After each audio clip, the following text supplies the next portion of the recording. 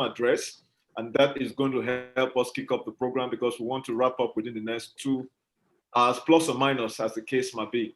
So ladies and gentlemen, one more time, thank you so very much for joining us for REITs 2020.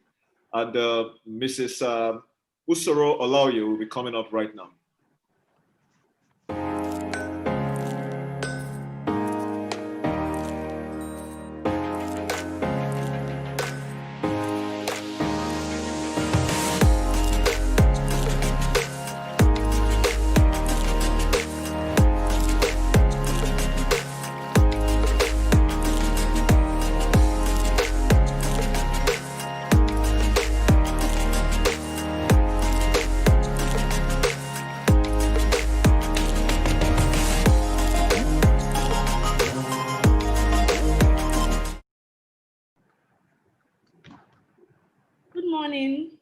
Ladies and gentlemen, good morning, our keynote speaker, distinguished Senator Gbenga Ariashafa. It's good to see you here, sir. Thank you for honoring our invitation. Thank you all speakers. Thank you so much. It gives me great pleasure to extend a warm welcome to all participants, all speakers, our keynote speaker, to Real Estate Discussions and Awards, REITs 2020. The digital dialogues. It offers solutions to current real estate issues, as well as celebrates excellence amongst real estate stakeholders by giving them the opportunity to gain valuable exposure and well-deserved recognition for their national and global achievements in the real estate sector. This edition has been themed the real estate markets, an overview of the current global changes, with a major focus on identifying the limitations encountered by real estate markets in the areas of global relevance and best ideas that would facilitate a higher capability to compete on the top tier real estate markets plane and transport the industry to the center of the world site. We believe that now is the time to take deliberate actions, take deliberate decisions, and enact as well as amend already existing policies that will propel the Nigerian real estate markets and make it well-positioned for the housing and real estate needs of the Nigerian citizens. It is hoped that the results will be to benefit participants and stakeholders represented here in the real estate sector.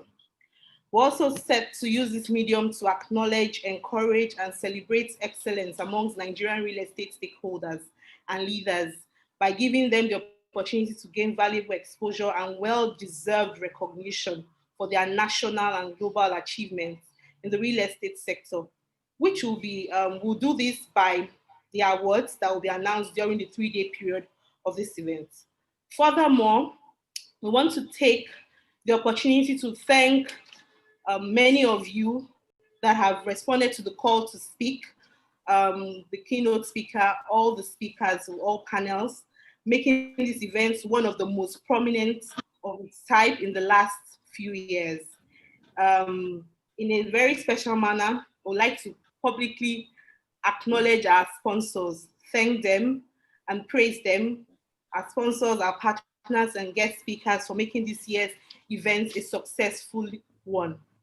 Thinkmint Nigeria is a one-stop digital-inspired firm that counsels businesses and organizations on their key strategic issues, leveraging on deep industry expertise and analytical rigor to help them manage the toughest and most critical business problems ranging from sales, marketing, PR, business consultancy.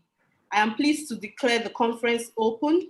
It will be our greatest wish that you enjoy this conference and take back with you the experiences, all the contacts you have made, and then have happy memories at the Real Estate Discussions and Awards 2020. Thank you very much and have a wonderful time. Thank you.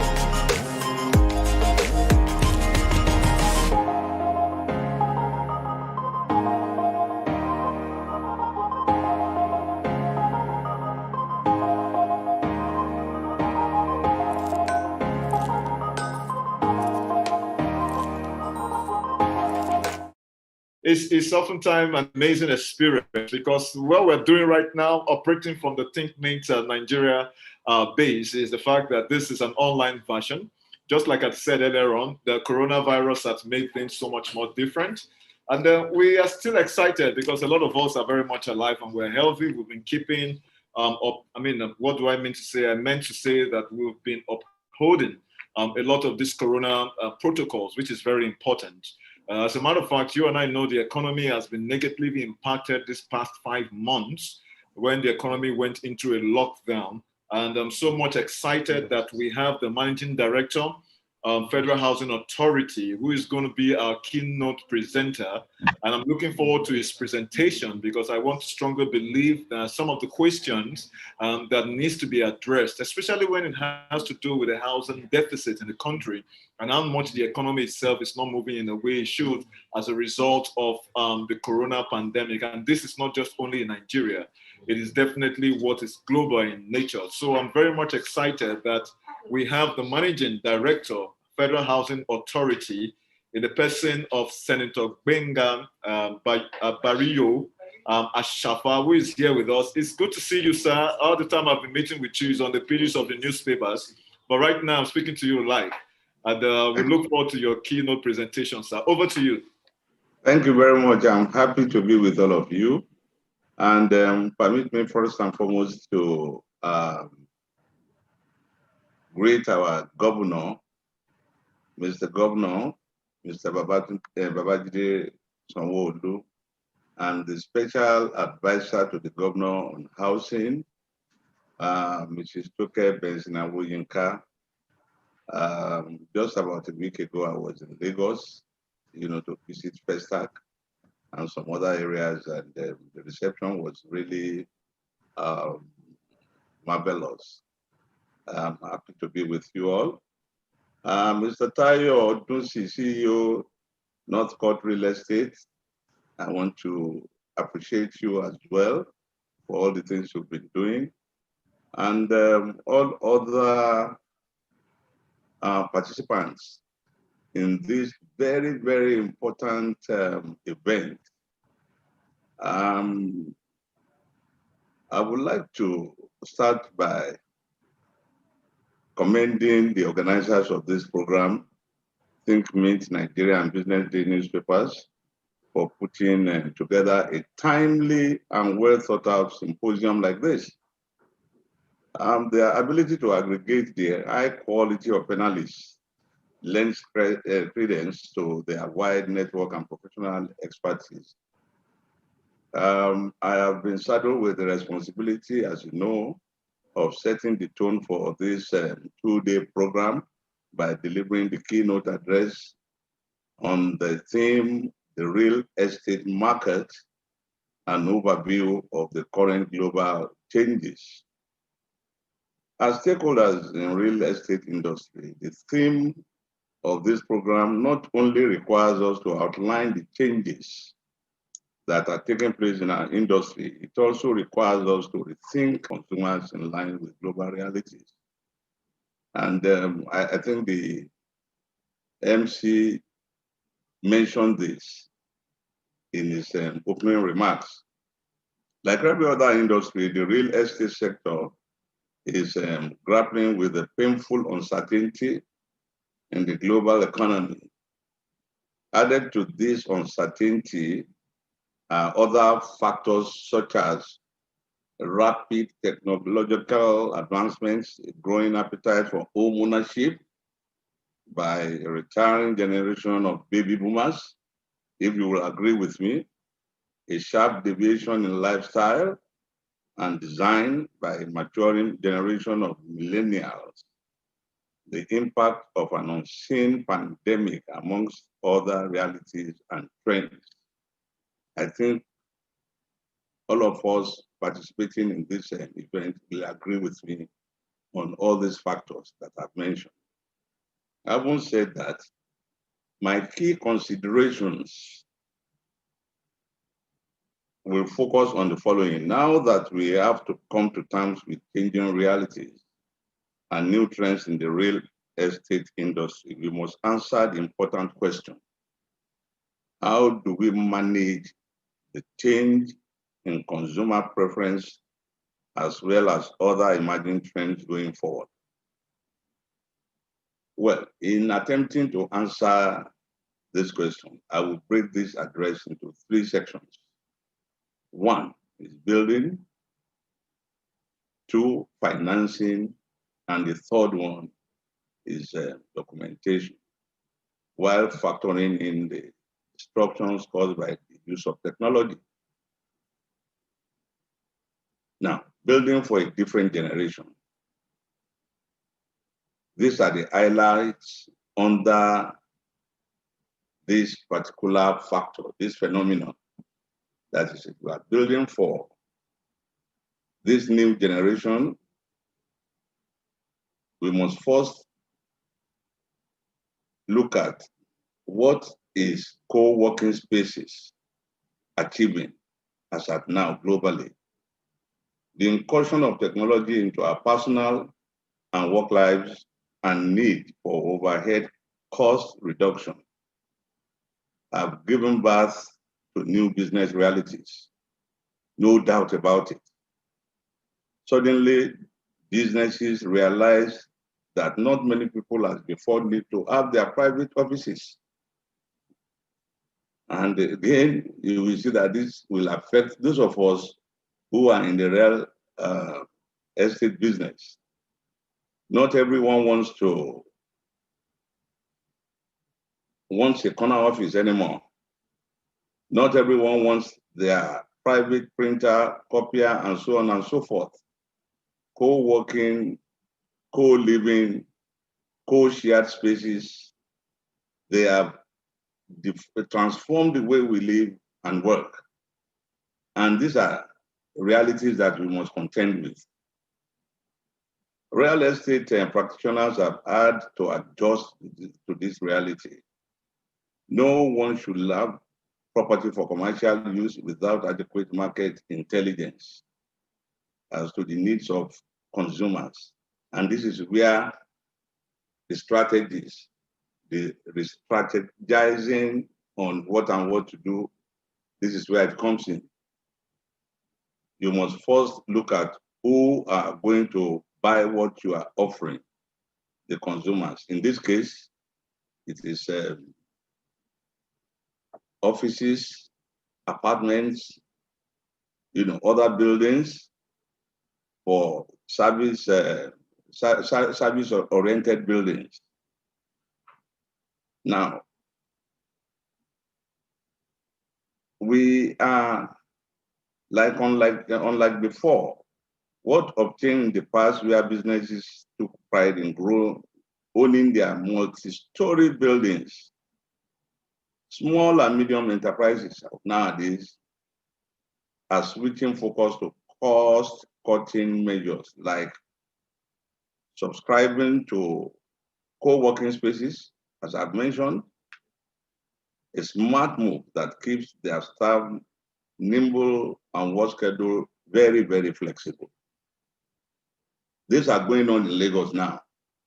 At least I can tell you about the Lagos aspect of it, that most buildings are being turned into offices, and these offices are not big, elaborate offices like it used to be.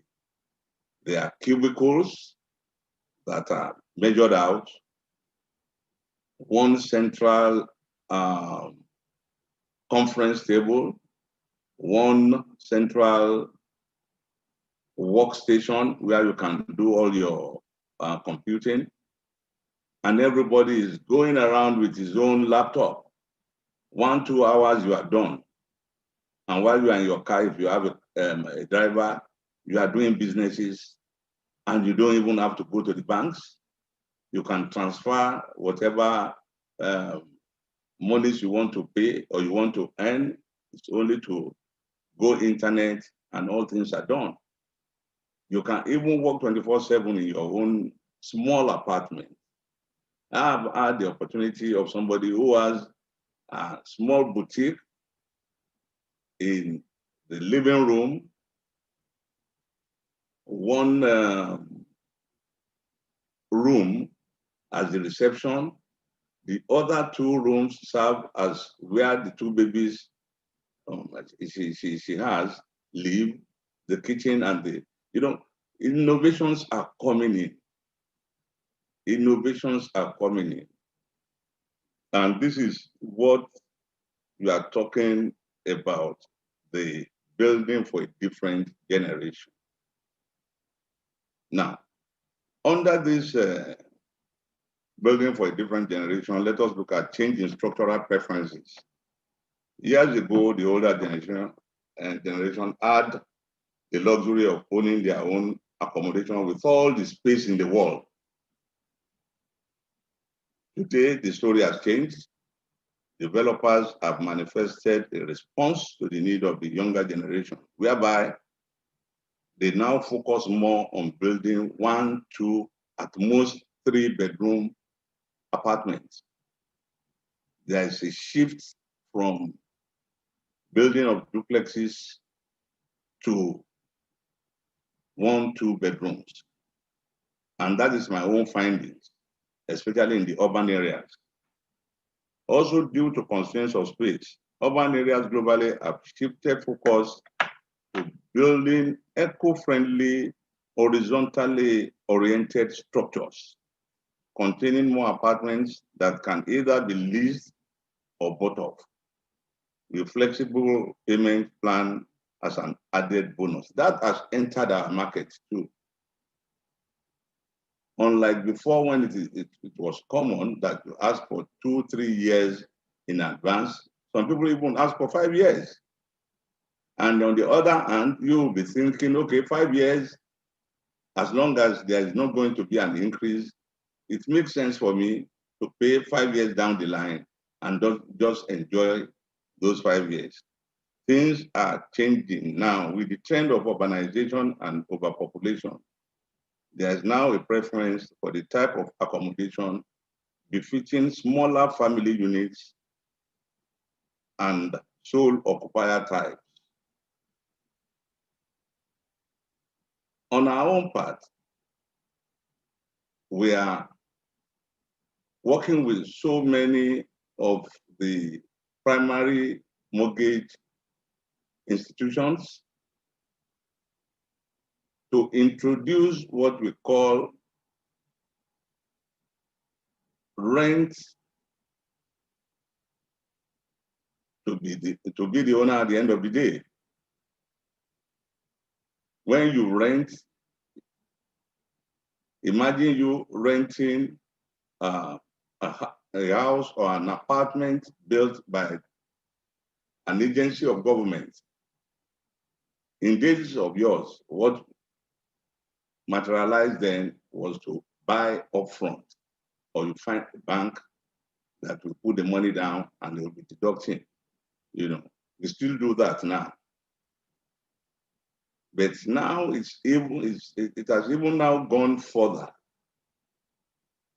by telling you you can rent and own at the end of the day. So these are part of the things that we are, putting on course now. And I believe it should not be left to government alone to push this. The private sector as well must think out of the box and look at a situation where you have a tenant that you can work out a program with, that 10, 15, 20 years down the line, this house becomes yours, and you allow for an increase on a yearly basis. All this, of course, will have to be assented to by both parties, both the tenant as well as the owner of the building. Now, let's go to mass housing and cost of building. Considering the global economic challenges, developers must be open-minded enough to considering a cheaper yet safe building options. While the federal government, under the leadership of President Muhammadu Buhari, is committed to drastically reducing the housing deficit in the country, it is also conscious of ensuring that housing units that are provided are delivered at the most cost-friendly prices, so that these houses are affordable by a large demographic of Nigerians. I know everybody will be happy that I'm touching on this mass housing aspect of the topic. Nobody is saying it's going to be very easy to block that gap. Not in the next 5 years, not even in the next 7 or 10 years, but down the line, if we are able to achieve that 200,000 units in, let's say, by 2023, we've started, and that is the most important. So,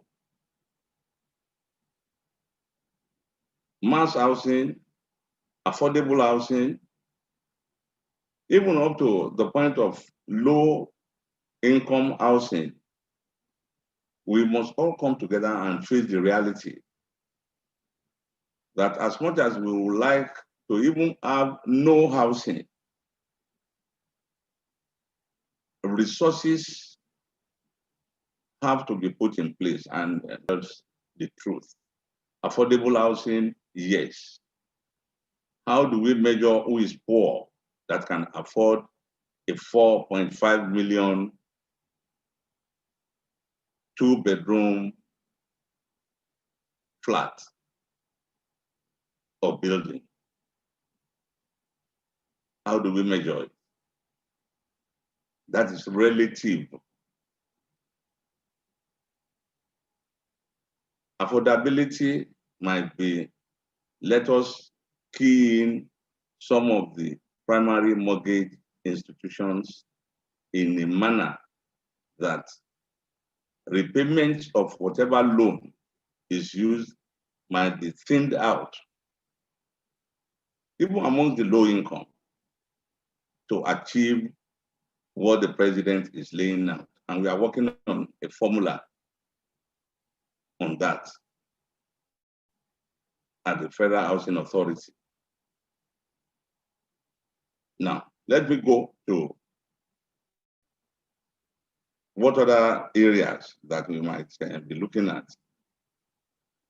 We are trying to open our platforms to the deployment of prefabrication, the hydra form system of building, or even containerized housing models. But most importantly, we are committed to bringing the unit cost of future models down. It is tedious. It's a very, very tedious job. Because when you look at the cost of building materials, even if it's a bungalow, a 1-bedroom bungalow, that no matter how poor, we must ensure that we put the minimum standard in there. You don't want to build a house that over the years, termites would have eaten the roof or the rest of it. So we are really looking at this. Financing options for a different generation.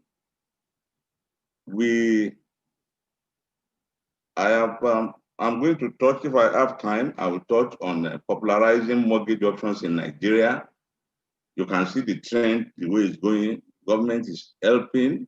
Federal Mortgage Bank is doing its best. Even at our own level at FHA, Federal Housing Authority has its own PMI, which is Federal Housing Authority Mortgage Bank, of which I'm chairman. We intend to eventually, in years ahead, increase the capital base of our own mortgage industry so that we can be able to do more. But for now, we are trying our best to assist those who come in to us. We look at your papers, we check your profile, and about a week ago, I was in one of the estates here in Abuja to hand over the keys of the properties that we've been able to finance through the assistance of our big brother, the Federal Mortgage Bank, but through FHA Mortgage Bank. We are working together on a daily basis, and we are seeing how we can expand our horizon as much as possible to be able to help as many Nigerians as possible. So we are looking at the earlier younger Nigerians keying into the scheme of exploring the mortgage option in buying properties. It is also important to de-emphasize one-off payments and refocus on making home ownership more achievable. That is, move away from when you want to buy a house, you must pay upfront. You must look for that money. Oh, we have discussed that. I've mentioned that earlier on. We must try all our possible best to ensure that we move away from this. Now, under financing options for different generations, we have short legs. In some cases, job flexibility has led to the emergence of a group of people who are the modern day nomads. And when I say nomads, they change cities and locations in constant pursuit of more fulfilling job roles. Real estate developers have cashed in on this by responding accordingly. Since these white-collar nomads have no need to commit to long-term leases or the inconveniences that come with maintaining a home, short-let apartments are now dotting the real estate market. Before COVID, you will find this in the urban areas, especially with those that need the services or the partnership of foreign partners. When they come in, it's usually on a short-let basis. But with COVID, the negative side of that too has come in because many of them have traveled out, shortly before the serious effect of the pandemic. And we are hoping that as you conquer the pandemic, more people will come in and that aspect of the housing sector will thrive again. I've discussed about rent share. It has been said that necessity is the mother of invention. When you have a cocktail of overpopulation, a changing economy, high rural-urban migration, what you get is sometimes rent share. In this niche, organizations like Monster.Africa are setting the pace by actively onboarding young working professionals who simply desire a comfortable space that they can live in and pay for the ease, and pay with ease rather. Now, homeowners are willing to sublet their empty rooms to those seeking flexible, uniquely designed, fit for purpose, plug and play spaces where they can pay monthly, quarterly, or however they want, because they'll be seeing you. Somebody is in there like what they call super in the United States, like a superintendent that is watching over the building, and you either pay on a weekly basis, bi-weekly, or monthly basis, depending on which one you want. And this is just like, I have 4 bedrooms, I'm only using 2, so I can let the 2 other rooms out. You find this mostly in houses built beside hostels, for those of us who have children that have gone to school, I don't want to mention the name of the universities that are noted for this. Find your students inside a 5-bedroom house, but everybody is using his or her own room, and then at the end of the day, they collect money to pay the landlord. This is something that is coming, that is with us, and it's still trending. Monthly rentals. This used to be in the days of yours. Because of time, let me kind of cut all this before I go to the conclusion. We cannot read the impact of COVID-19 away. Even after we would have conquered it, the effect, or let me say the effects of the COVID-19, the lessons learned would always follow us. The reality is that it has dealt a huge blow on the earning power of most people. And on the receiving end is the housing sector, particularly those of you who are into real estate. It will take ingenuity to quickly get out of the negative effect. There are people who have been placed on leave without pay. There are those who have been sacked, while others have had salary cuts. What do we say to these people? Should they be asked to leave, or do we design a system that emphatically lets them pay their rent on a monthly basis or pay as you go rate? Again, I exercise caution by saying that in lieu of this special arrangement, landlords and property management companies may just have to cope with relief requests and delayed payments. I know some of my friends that have properties that are using this system as well. That, okay, for the past 3 months, 4 months, you've not been able to get your full salary. Whatever you are paying, can you come up with half of it? This is surely on a compassionate basis, because already you would have signed before you take possession of the property for rent. And the effect of COVID is something that we have to live with for a long time. Now, let me go, before I finally round up, let me go to the 8th item under that, which is the title documentation for a different generation.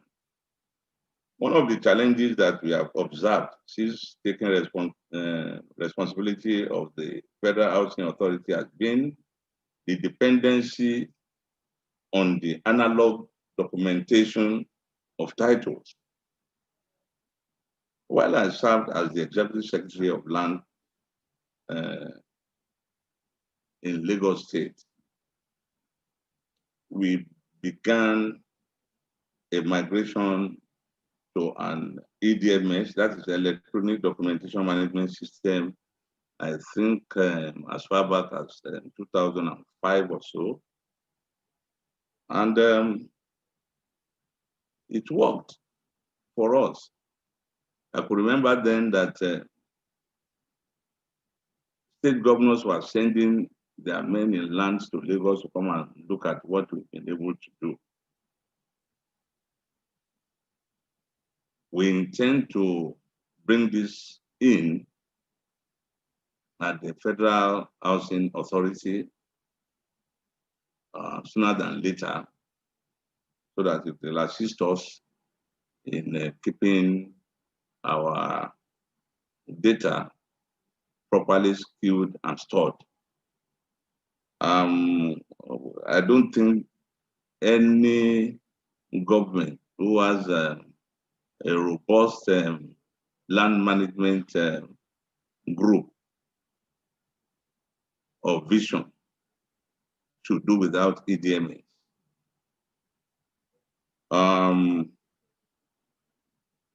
Apart from the storage side of it, it made the process of title documentation and administration very simple. It makes you more accessible. And both for those who are coming in to check and for you that is working in, it's a faster system of delivering service. We are convinced that going forward, this is the minimum that must be deployed in title administration and the Federal Housing Authority as well. It will ultimately ensure transparency and accountability in the process of title documentation and help us on online real-time service delivery. These are some of the changes that stakeholders have to think and work around going forward. I could remember that at that time too, about 2006, when Governor Babajide Fashola was there, and we introduced the e-certificate of occupancy, which means you can be any part of the world. You don't have to wait to get back home and sign the certificate of occupancy, and at the same time reduce the time of processing. We are moving all this experience of the past to FHA, and we are hoping that it will assist us in meeting the needs of all. On mindful of the effect of the COVID, hence, on our own part at FHA, we've decided that we won't have any increase on fees. Rather, we will intensify our efforts in ensuring that fees, outstanding fees, and levies that are to be collected should come in now. We will not increase. We will leave that till years when the businesses are thriving, just as to ensure that the people know that we are sensitive to the plight of Nigerians. You know, like the Honorable Minister would say, you have to let your people know that you are with them at all times. In conclusion, in its 2020 real estate market expectations and market realities report, Deloitte says that stakeholders have to forge ahead in this year, and that forging ahead can either mean moving slowly and steadily or moving with a sudden burst of speed. In view of the aforementioned realities, I shall have to agree with the slow and steady type of forging ahead. For us at FHA, again, I want to stay in the middle. I don't want to be too fast. I don't want to be too slow, because a lot of people are waiting for positive changes to happen there. We have started already, and you'll be seeing all these changes. But whether to go slowly, steadily, or to move with the bank, I choose to stay in the middle in order to be extra careful. We are not praying for another COVID to come, definitely. And I'm sure with your support, we will meet our various targets. The summary of my message to all stakeholders in the real estate sector is to forge ahead, whichever way, in spite of the global changes we are witnessing. The advantage of the slow and steady type of forging ahead is that it affords us ample time to plan, design, and think critically before execution. Surely, in uncertain times as this, we have to execute our plans only after they have been well thought out, either thought out or thought through. I will not fail to touch on the government's role as an enabler of progress. For stakeholders in an industry to thrive, government must be seen to actively create the environment for such, largely through policy making. And in my newly assumed role as the Managing Director of Nigeria's Federal Housing Authority, I would like to restate our optimism and readiness to partner with forward-thinking developers and share our focus in the provision of essentially affordable housing and job creation for millions of Nigerians. This is the vision of President Muhammadu Buhari and the commitment of the Honorable Minister for Works and Housing, Mr. Babatunde Rajifachola, SAN. In conclusion, I therefore request our colleagues in the private sector to continue to see yourselves as active partners in progress and endeavor to play such roles as best as possible. We need each other if any intervention of policy is to have significant impact in the real estate sector. Thank you for giving me this opportunity. Thank you for listening. I wish you successful deliberations throughout the period of this event. Thank you and God bless you. All right, thank you so much, Senator Gbenga Barrios Ashafa, the Managing Director of Federal Housing Authority. We are not going to allow you to leave immediately because you still have one more assignment that you will definitely honor us with. And this certainly is not in giving out a house this time around. Whether you want to sit in the middle or you want to sit airstrip, it reminds me of the tale that he does it. This is quite a very challenging period for every single one of us. But one of the things you mentioned, which I would like to quickly reiterate, is the fact that market intelligence is very key, especially when it has to do with building by design. And it's important that the industry begins to take cognizance of some of these trends, which includes climate change, sustainable development, and of course, population, which your keynote actually encapsulated. And in the question of affordability, that is a word that anybody would like to hear, because if we want to be able to meet that target of 200,000 units within now and 2023, to a large extent, I believe is achievable. However, with so much being on ground in terms of government playing its role, the private partners of people playing their role, and the importance of finance and technology, I strongly believe is going to help us attain this particular ambition, because people should stop sleeping under the bridge, as common as that might sound, but it's still very much attainable. And Lagos State, as a matter of fact, has always been in the forefront of all of this. Lagos State is leading in every single thing that we know in terms of innovation. And we are so excited at this particular point in time that we are going to be asking you to do a wonderful job for us, Sam. We are going to be handing over a Lifetime Achievement Award for Leadership. And this award is presented in recognition of the recipient's consistent delivery of excellent service. It further celebrates diligence, and recognizes the recipient's contributions over the years to the growth and innovation in the Nigerian real estate market and the nation at large, sir.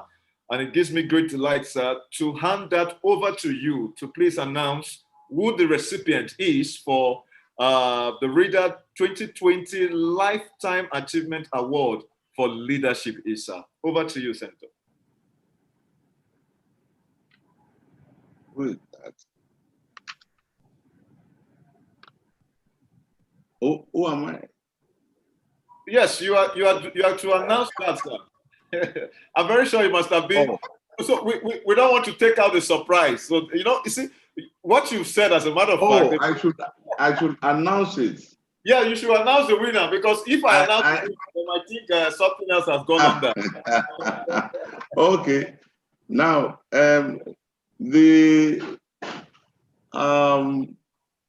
winner of this year's award of excellence, Business Day Award of Excellence is, oh wow, Mr. Babajide Sanwo-Olu, the governor of Lagos State.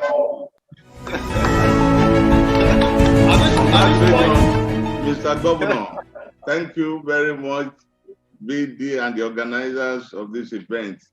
I appreciate you all. Yes. And I hope one of these days you will come over to have a chat with us in Asokoro, where my office is, so that we can look at ways of assisting each other and then tap some of this energy that you have for me to be able to run as fast as you want. Thank you very much. Thank you very much. Thank you, everybody. Yes, what's up? This is the award. Yes. So that let them know that it's not, it's not fake. I'm looking at, Mr. Governor, I'm looking at the award. It's a lifetime award for all the things you are doing in the housing sector and plus. Thank you very much. Thank you, sir. The award is going to be received on behalf of His Excellency, the Executive Governor of Lagos State, by Mrs. Toke Benson Awoyinka. She's the special advisor to the Executive Governor of Lagos State on housing. So she's actually watching this. So she knows that this is real. It is not the senator's name that is here. It's neither my name, sir. It's the governor's name. Yes, and congratulations, my sister Toke Benson Awoyinka. I'm very, very proud of you. Keep on trudging on. Thank you. Thank you, sir. And we're going to take you up on your commitment to say we should come over to Asokoro to meet with you. The Thinkmint Nigeria team is in partnership with Business Day. And then we want to say a big thank you, because it's your leadership and the spirit you've actually displayed that has helped us to be able to be where we are, sir. And we can work together to ensure that a lot of these insights, these kinds of collaborations can be further explored, so that Thinkmint Nigeria, as a matter of fact, we even do better than what they are doing right now. It's been a great pleasure, sir, having you. My name is Stephen Lawson, and please you can for some time. If not, we want to say a big thank you for the keynote address. Today is my general management. But sir, you just hold on, because I still have a surprise package for you. Just you hold on. Okay. All right. Well, ladies and gentlemen, I would like to also announce that we have the Lifetime Achievement Award for Excellence. And this award is based on the recipient's exemplary performance during the course of the service. It also recognizes and celebrates a true leader who has contributed to shaping Nigeria's real estate industry. And to help me present this special award, which is the Lifetime Achievement Award for Excellence, is no other person than my Oga at the top. And that is Engineer Femi Akintude, who is the GMD CEO of Alpha Mid Group. Over to you, Engineer Akintude. Thank you very much, Stephen. It's always a pleasure having you around. I must say that this is a great honor and an assignment I would never take for granted. Senator Bariu Ashafa is somebody that is well known in the real estate industry. He has impacted the real estate industry in so many ways, and he continues to do so. As a developer, and also as an investor, we see his footprint everywhere we go.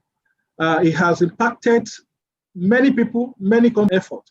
So I will quickly, if you give me 2 minutes, I know you are already to go somewhere, but you are not somebody that we should give an award by just mentioning your name. I will quickly say a few things about you that most Nigerians might not have paid attention to, and why you truly deserve this award today. So permit me to say that Senator Bariu Ashafa is a man of many parts. And I must say that he's a coat of many colors. He is well-read.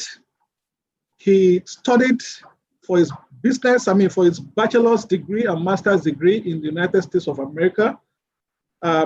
Very vast in science, technology, and the real estate industry.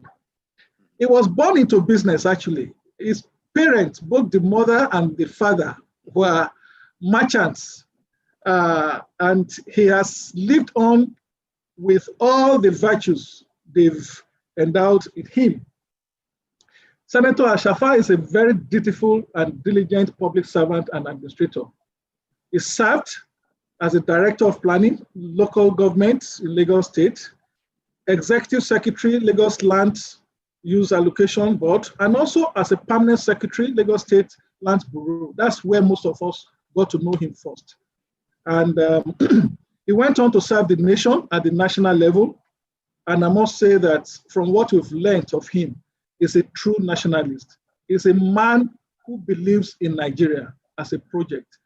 He's a lover of people. He's a lover of the youth.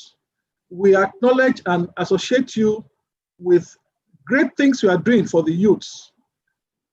Gbenga Ashafa Trust Endowment, which has been set up over 8 years ago, training the youths in entrepreneurship skills and development, is well acknowledged and well recognized.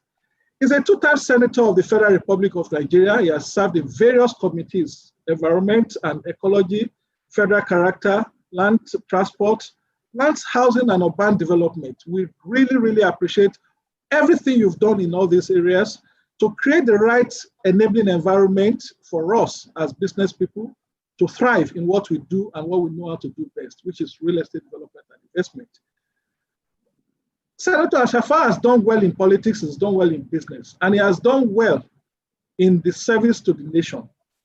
He is a loving father and a very committed husband to his wife of 41 years, wow. Mrs. Folashade Omobola Ashafa. Truly acknowledge what you are doing. Wow. When we say an all-rounder success man, you are truly one of those. The youths of this nation look up to you. The business people look up to you. The politicians look up to you. A very engaging and very highly networked politician. Recently, you were announced as the Managing Director and Chief Executive of the Federal Housing Authority of Nigeria, a position we know that you will continue to do everything that you've been doing before to take Nigeria forward, especially in the real estate space. Developers, investors, both foreign and local, are looking up to you for this achievement. It gives me great honor, ladies and gentlemen, on this platform today, to introduce to you the man who deserves this honor, who deserves this opportunity, and who deserves everything that is being given to him today, Senator Gbenga Bariu Ashafa, as the Lifetime Achievement for Excellence Award winner by REDA. Thank you very much, and it's my great pleasure to do this assignment. Thank you, thank you, thank you, thank you very, very much. I am humbled. I am very, very humbled. And this is a big surprise. And I promise I will never disappoint this nation. I will never disappoint you guys. Thank you. God bless you all. Thank you. Senator, before you take off, I wanted to put you on the spot so that you think that nothing was happening. But here you are. This is live and direct, sir. This award. Don't worry. You are coming to Asokoro. You are coming to meet me in my office. Congratulations, sir. This is a lifetime. Thank you very, very much, Mr. Femi Akintunde. Thank you. You're welcome. I really, really appreciate you guys. Thank you very much. Sir, these awards don't come. These awards don't come under the carpet. They are based on merits. As a matter of fact, this is the very first award I'm getting as FHA MD, and I will forever cherish it. Yes, thank you very much. It's the first award, the first recognition. Thank you very much. This is amazing. Thank you. We are very honored at Thinkmint and Business Day to actually be the numero uno, especially in your own task, And then we're going to be more than honored to be working with you for the foreseeable future to see exactly how we can deliver our promises to this country and to Nigerians themselves. Congratulations, Senator, for this wonderful award. And this is the Lifetime Achievement Award for Excellent Service, sir. Congratulations one more time. I'm not taking this home, sir. This is your property. We'll get to that. All right, thank you so very much. I would like to invite Mrs. Jumoke Adio-Moses, the Secretary to the Special Advisor, to please just give an acceptance speech on behalf of the rep who is receiving on behalf of the Executive Governor of Lagos State. She gives that acknowledgement and acceptance speech. Over to you, Jumoke.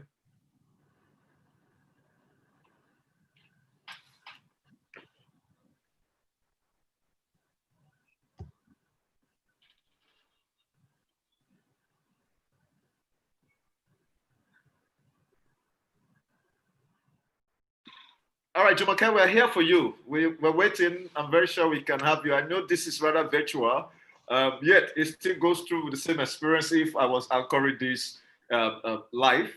And I want to say a big thank you to you. Okay. Hello, good afternoon. Good afternoon. Hello, good afternoon. Can I be heard? Yeah, good afternoon. Go ahead. You're ahead right all over the world right now. We are streaming live on YouTube, on the LinkedIn, on Facebook, as well as, of course, the Zoom platform. So more than 1,000, 2,000, 3,000 people are actually watching this going live. Great. This is an awesome thing that is being done, that has been put together. You know that Mr. Toke is very passionate about housing in Lagos State. The governor of Lagos State too is very, very passionate about bridging the housing deficits to within Lagos State. And so on behalf of Mrs. Toke Benson Awoyinka, I am receiving this award for Mr. Governor Babajide Sanwo-Olu. That is the award for lifetime achievement. That is the award for the lifetime achievement for leadership. And you will agree with me that the governor has provided leadership in all spheres, especially with his team's agenda. And Lagos State governor, the Lagos State government is ready to do all it has to do within the real estate industry and to ensure that the proper things are being done. Thank you very much. And he will definitely get his award. Thank you to the organizers and to everyone too. Thank you. Thank you so very much, Mr. Jumoke Adio-Moses. It certainly will get the award. You know, my name is not on the tag. I'm very sure the Thinkmint Nigeria and the Business Day team will be making an appointment and they're coming in to present the award live, and we'll capture that so that we also will definitely project that to the world. The beautiful thing about the fact that the governor himself is very responsive to the issues and the plight of Nigerians, especially within the housing space. And then he's done very well, especially in the area of managing the corona, So please send our good wishes to him and of course his team. Thank you. Absolutely, I will. Absolutely, I will. Okay, please continue staying with us as the conference continues. We are going into our next item on the program, which is going to be the first panel for today, and of course the REITs 2020. And we know that it's a panel that is focused on enhancing investment options in real estate, modalities, effectiveness, and impact. However, to kick off that particular panel, we are going to be having a presentation by one of our supporters and sponsors who have made this very possible, and that is the GMD and CEO of Pelton Morgan Holdings in the person of Mr. Adeyinka Adeshokpe. Adeyinka Adeshokpe is going to be speaking for the next 10 to 15 minutes on this particular theme. Please, can we make welcome Mr. Adeyinka Adeshokpe?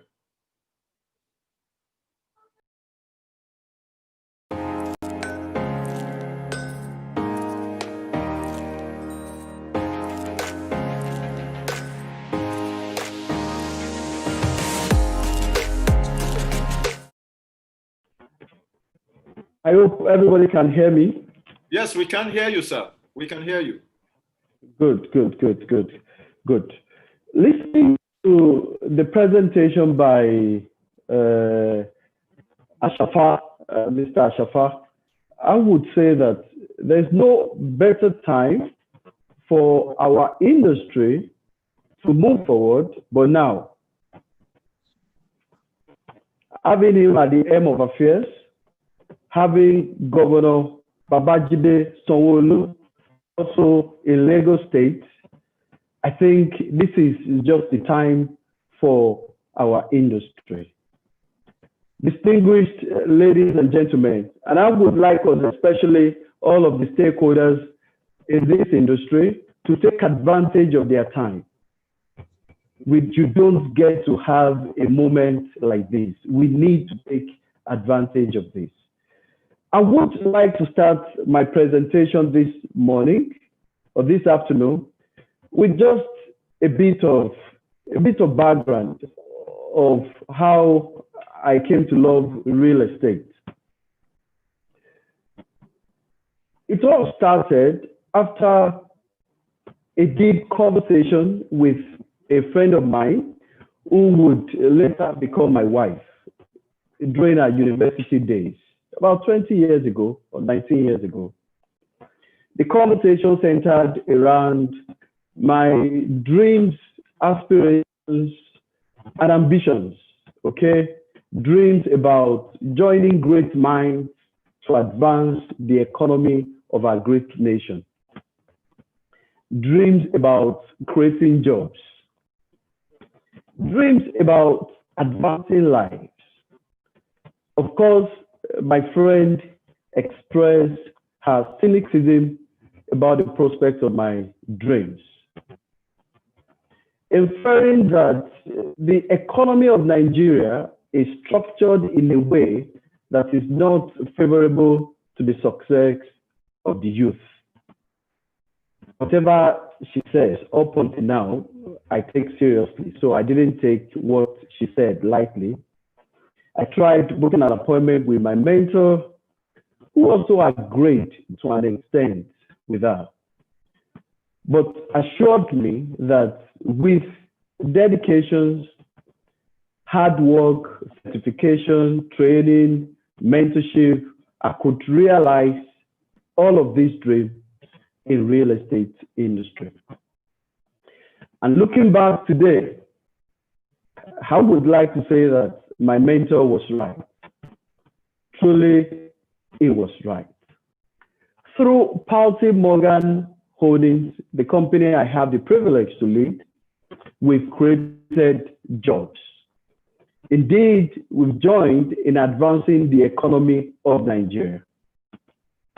We have not only done this, we've also helped in training others, both in private and public sector, who have gone to establish businesses, especially in real estate sector, and those who are taking active participation in the public sector. We've been part of corporate social responsibilities. We've built schools. We've undertaken community electrification projects. Of course, daily at Palti Morgan Holdings, we are committed to advancing lives, to advancing the economy of our nation. Of course, we have achieved this through 3 of our subsidiaries, which play active role in real estate development: Grenadines Homes, Make Palti Development, and Property Mart. Of course, we also have a construction company, Micheruti Contractor, and we have Palti Lloyd. We call our group Palti Morgan Holdings House of Brands. And what we've done basically is to segment the real estate market into about 3. So we have a company playing at the bottom of the pyramid. We have the one playing at the middle of the pyramid. And we have another one playing at the top of the pyramid. Of course, of recent, we've added a new one that plays in the commercial industry, the Oceana. So that's the brand that focuses on building towers. And we're proud to say that we have one of the most iconic projects in Nigeria right now. And today, I would be speaking about harnessing real estate investment options, effectiveness, modalities, and impact. Many would agree with me that I'd like to go through the presentation, but I just love the way Senator Ashafa went about his presentation. So I would like to speak from my heart. It is difficult to talk about real estate industry without just to talk about the economy of Nigeria. Like a simple scriptural quote says, if the foundation be destroyed, what can the righteous do? Real estate sector is a subset of the whole Nigerian economy. That means any impact on the economy of Nigeria has a direct effect on our sector. In 2016, we all can recall the economy of our nation went into recession.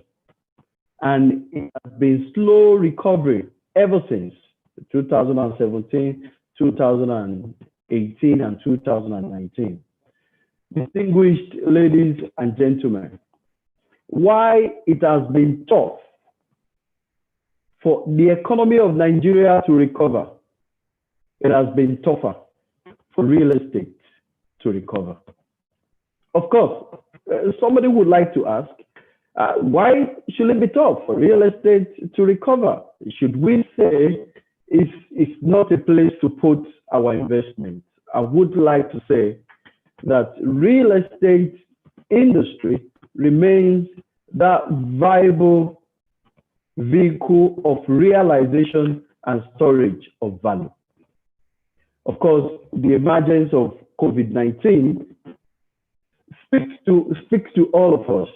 We now can see what is the most important things in our lives, or what are the most important things in our lives. Many people took to working online. Of course, many worshipped online. We changed our lifestyle. Many of us started shopping online. We did almost everything, or now we do almost everything online. But the truth of the matter is that I haven't seen, or I haven't heard of anyone who lives online. And this says something about our industry, that there is hope and that real estate continues to be that industry that is viable. Adding to that is the fact that real estate is driven by population growth in Nigeria.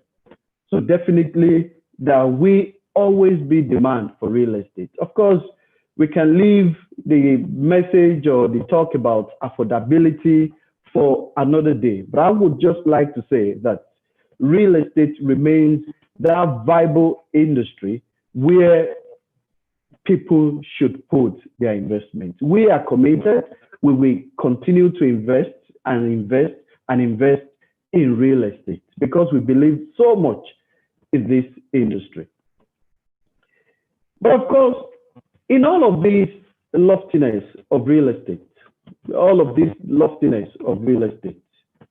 real estate has two challenges. A challenge of capital intensive. Real estate is capital intensive. And number two, challenge of liquidity in our industry. So real estate is not that kind of sector that anybody could want to jump in. We had Senator Ashafa talking the other time, talking about affordable housing and how difficult it has been to deliver affordable housing. Of course, the challenge also of illiquidity. So we cannot also sell our real estate assets as much as we can to our stock. And that is where all these investment tools and instruments of real estate come to play. REITs, crowdfunding, and investment bonds.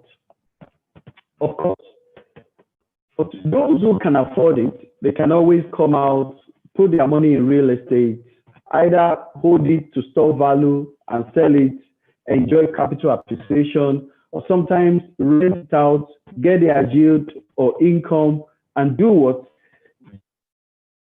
Enjoy capital appreciation as well. Like I said earlier, not all can do this. With crowdfunding, crowdfunding allows people to put their investment, to put their money together to buy a property. And all of them can then benefit from the income that they realize.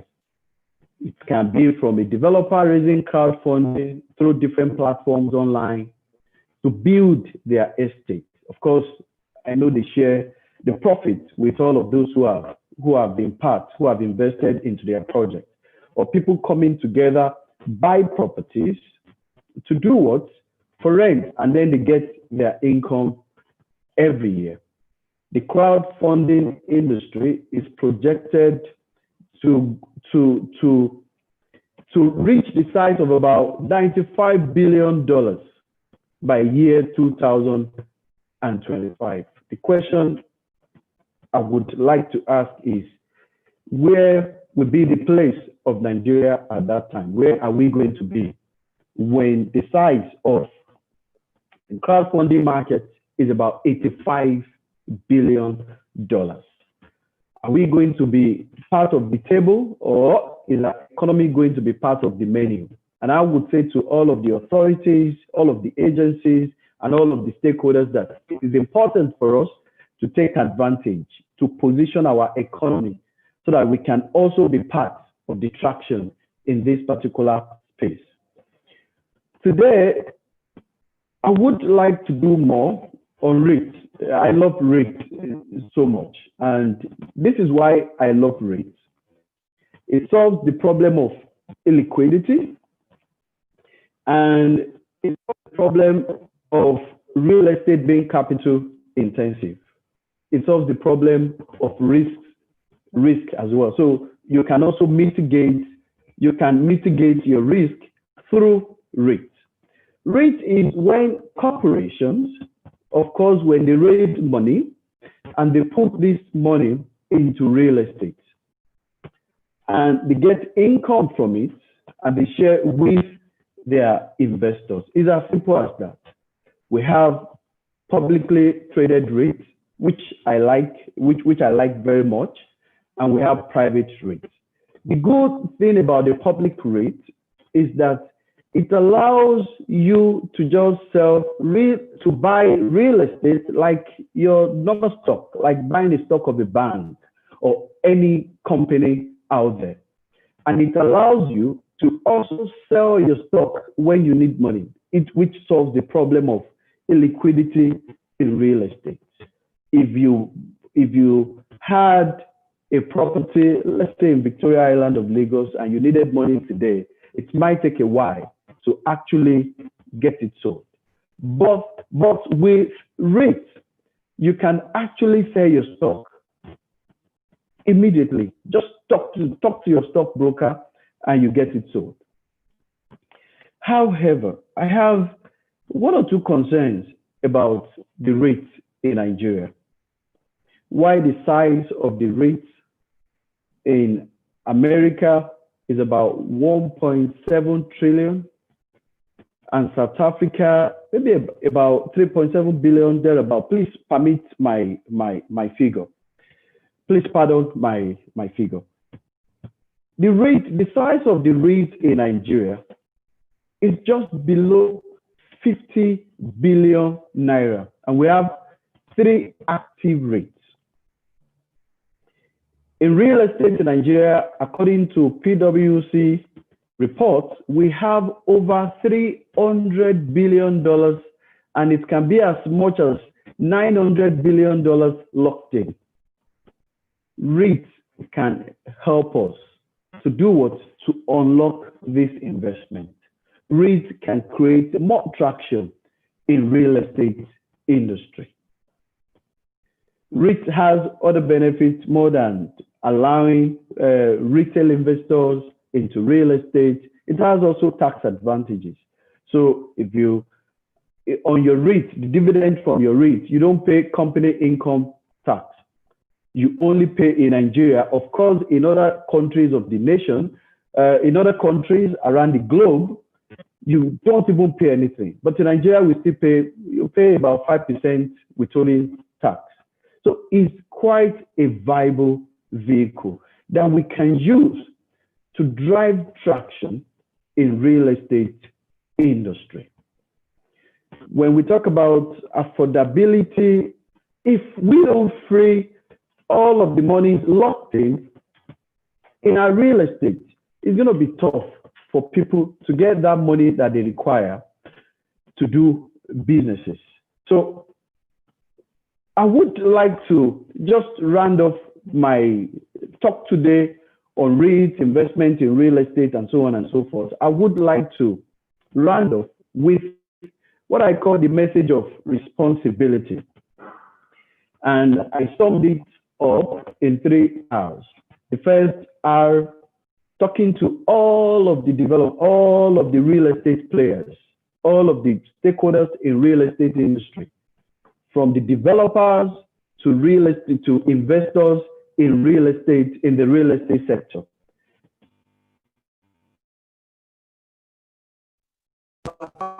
This industry, we cannot leave it. We cannot leave it alone. We must push the regulations and the regulators. We must work with government agencies. We must stop working in silos, comfortable with the profits we make or comfortable with the progress of our company. It is not enough to expand the industry. We must work together. I always say it, this industry has been part of the menu for so long. You know, when an industry is part of the menu, it's the last to be considered on the table by the policymakers. It is time for us to be part of the table. And we have to do this through active engagement. We must be actively involved in REDAN, the Real Estate Developer Association of the, we have to be active. All of the major stakeholders. If I look at it today, a few major, we don't get to have the major stakeholders as part of REDAN. We have to, so that we can expand this industry, not only for ourselves or our companies, but for the advancement of the economy of our nation. My second R is responsibility on the part of the regulators. And I look at this all the time. The regulators should provide oversight role, should develop enabling policies, should ensure that the market doesn't spin out of control, but that regulators should not be creating barriers. Regulators should not be just gatekeepers. It should be about how do we advance our need, how do we advance the economy of this nation.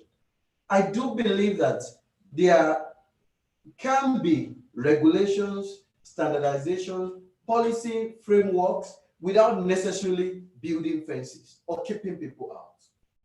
This is a nation where we have the problems of unemployment and so on and so forth. What we need to encourage with policies is what? Is to encourage entrepreneurship. And that's the way forward. And my third R is the responsibility on the part of the government. The responsibility on the part of the government. This cannot be left to either developers or the regulators alone. The government has to be. When we talk about affordability, what comes to mind is the state of the economy of Nigeria. With our capital, it is difficult to make houses affordable. Some of the components or materials required to build houses, we must import some of them. Then you have to import in dollars. The other nations of the world are moving forward. If we are just there, it's just a matter of time. housing deficit will continue to increase, not only because of the population increase, but because of affordability. So there must be a deliberate effort to do what? To advance the economy. All of us must work together. Real estate is the second largest employer of labor. Where should the government be putting effort? It's real estate. It has a lot of value chains. And like I said, at a point, if the foundation be destroyed, what can the righteous do? If the government is not deliberate about pushing the economy of Nigeria forward and pushing our industry forward, let's look at it, what bank is of doing business. The last time, of course, we appreciate all of the improvements, especially in Lagos State. We appreciate all of the improvements. Now from about 156, we're at about 131 in ranking. But this report says a country or nation that ranks poorly discourages entrepreneurial activities.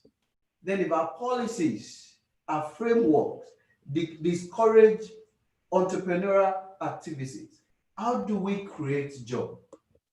Like I summed it up in the 3R, we all are responsible and we must work together to just build our nation and make it a nation all of us are proud of, so that Nigerians both within and outside Nigeria can be proud of what is happening here.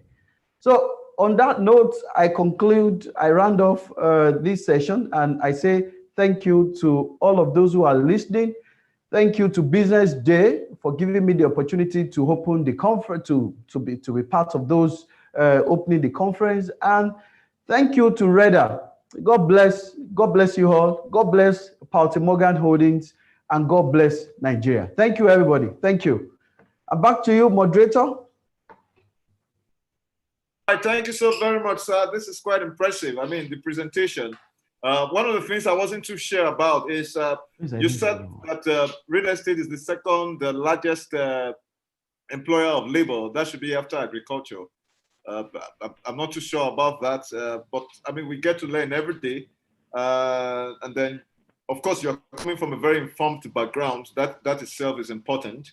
But in the back end here at the office, we were also talking about the fact that you're right to say that an ancient lifelong document actually mentioned that without righteousness, if the foundation is eroded, what can the righteous do? As a matter of fact, if real estate doesn't have a strong foundation, the Nigerian economy cannot stand on its feet. So at this point in time, we are going to be deliberating and expanding on this conversation. And I want to say a big thank you, Mr. Adeyinka Adeshokwe, the GMD CEO of Paulte Morgan Holdings, one of our sponsors. Your support has made this particular event very, very successful. Ladies and gentlemen, the moderator for this panel session is a man that I'm very much proud to be associated with. I was anchored in some other event where he himself was both a speaker and definitely have done so very well in this regard. And I know that he's going to handle this beat for the next 45 minutes, more or less, as the case is. However, the panelists for this panel session are as follows. Mr. Gbadebo Adejana, the MD CEO of Realty Point Limited. It's good to see you, Gbadebo. I know that we've had a lot of history and experience, even from the time when you started off, and I'm glad that your business is growing. And certainly, Mr. Adeyinka Adeshokwe, one of our sponsors, will be on this panel to also expand on this presentation. And certainly, Mr. Mohammed Azaria, MD CEO of Range Development, is also here. And we're glad to see your perspective, especially with so much of what you've been doing in your own client. And certainly, Mr. Tubosun Falowo, I hope I got that right, the COO Greenwich Trust, will certainly be joining us. Is definitely going to be coming from that area where we're going to be looking at a lot in terms of REITs, foundations, and the rest of all of those conversations. And the most powerful of all the panelists, because she's sitting amongst 4 or 5 gentlemen, and that's the power of a woman. I've always said to you people that the women are the ones who make sure that everything balances out. And that is Mobola Akingbe. She's a partner of AO2 Law firm. She's definitely on the panel. So Tayo, I'm going to be handing over to you. You know how this goes for the next 45 minutes, plus or minus 5 minutes thereabout, and then we're going to go into the next session. Thank you very much, Tayo. Over to you. All right, thank you so much, Stephen. Thank you to Thinkmint and Business Day for organizing this very lovely event. I think it's been very well organized, and the conversation is definitely very, very auspicious and timely for us to have. All the panelists, you're welcome. I'm sure the people watching have received the brochure, so they know who you are. They've received your full profiles, and so we can just jump right into the conversation. Thank you also, Mr. Adeshokwe, for that lovely presentation. We will definitely be touching on some of the things that you have highlighted in your presentation. I think I'll just kind of start off with Mr. Adejana. Obviously, knowing your depth of experience in real estate markets, in the services space, development, and investment space. The conversation for today is harnessing investment options in real estate. And I'd just like you to just take us through the value chain. What are the things that one should be considering when coming into real estate investments? What are the attendant risks? What are the ways to mitigate such risk? And what are the opportunities that lie therein when coming into real estate investments? Yeah, thank you very much. Tayo, thank you for those questions. Very, very happy indeed. And also thank you, Thinkmint, for this very laudable event. It's been very stimulating from the presentation by Senator Ashafa, and then the recently concluded presentation by Mr. Adeshokwe. Thank you so much for putting all of this together, Business Day. To the question, when we talk about the various real estate investment opportunities and then the risk and mitigants, I think to really say that what should one consider when investing in real estate, my broad categories will be three. One, liquidity, which is very, very important. It's very key also because even going by what Mr. Adeshokwe mentioned, the very nature of highly liquid, okay? And when you are investing, you then need to consider liquidity. What helps liquidity and all, I mean, we'll talk about that. Security is another thing that you want to consider. A lot of people, the most they know about investment is to ask what is the yield, what is the ROI, return on investment and all. They seldom consider return of investment, because before you can even have return on investment, it should be that there is already a return of your investment. So that is very, very key. Security, how secured is your money? What's the certainty of income? Okay. Then profitability is a third one in that broad perspective. And when we talk about profitability, that's when the issue of return on investment comes in, yield, you know, the growth rates, appreciation, capital appreciation in the case of real estate. So these are the broad categories or considerations that you want to look into when investing. And it is also from all of these that the risk and the mitigations would emanate. For example, major risk of liquidity. That is how easily can you get your money back, for example, if you need it, or how easily can money be returned back to investors, whether at the closure of the investment or things like that. Cost matters indeed. So when you are structuring your transaction or when you're going into a transaction, you want to know what is the cost implication. The higher the costs, of course, you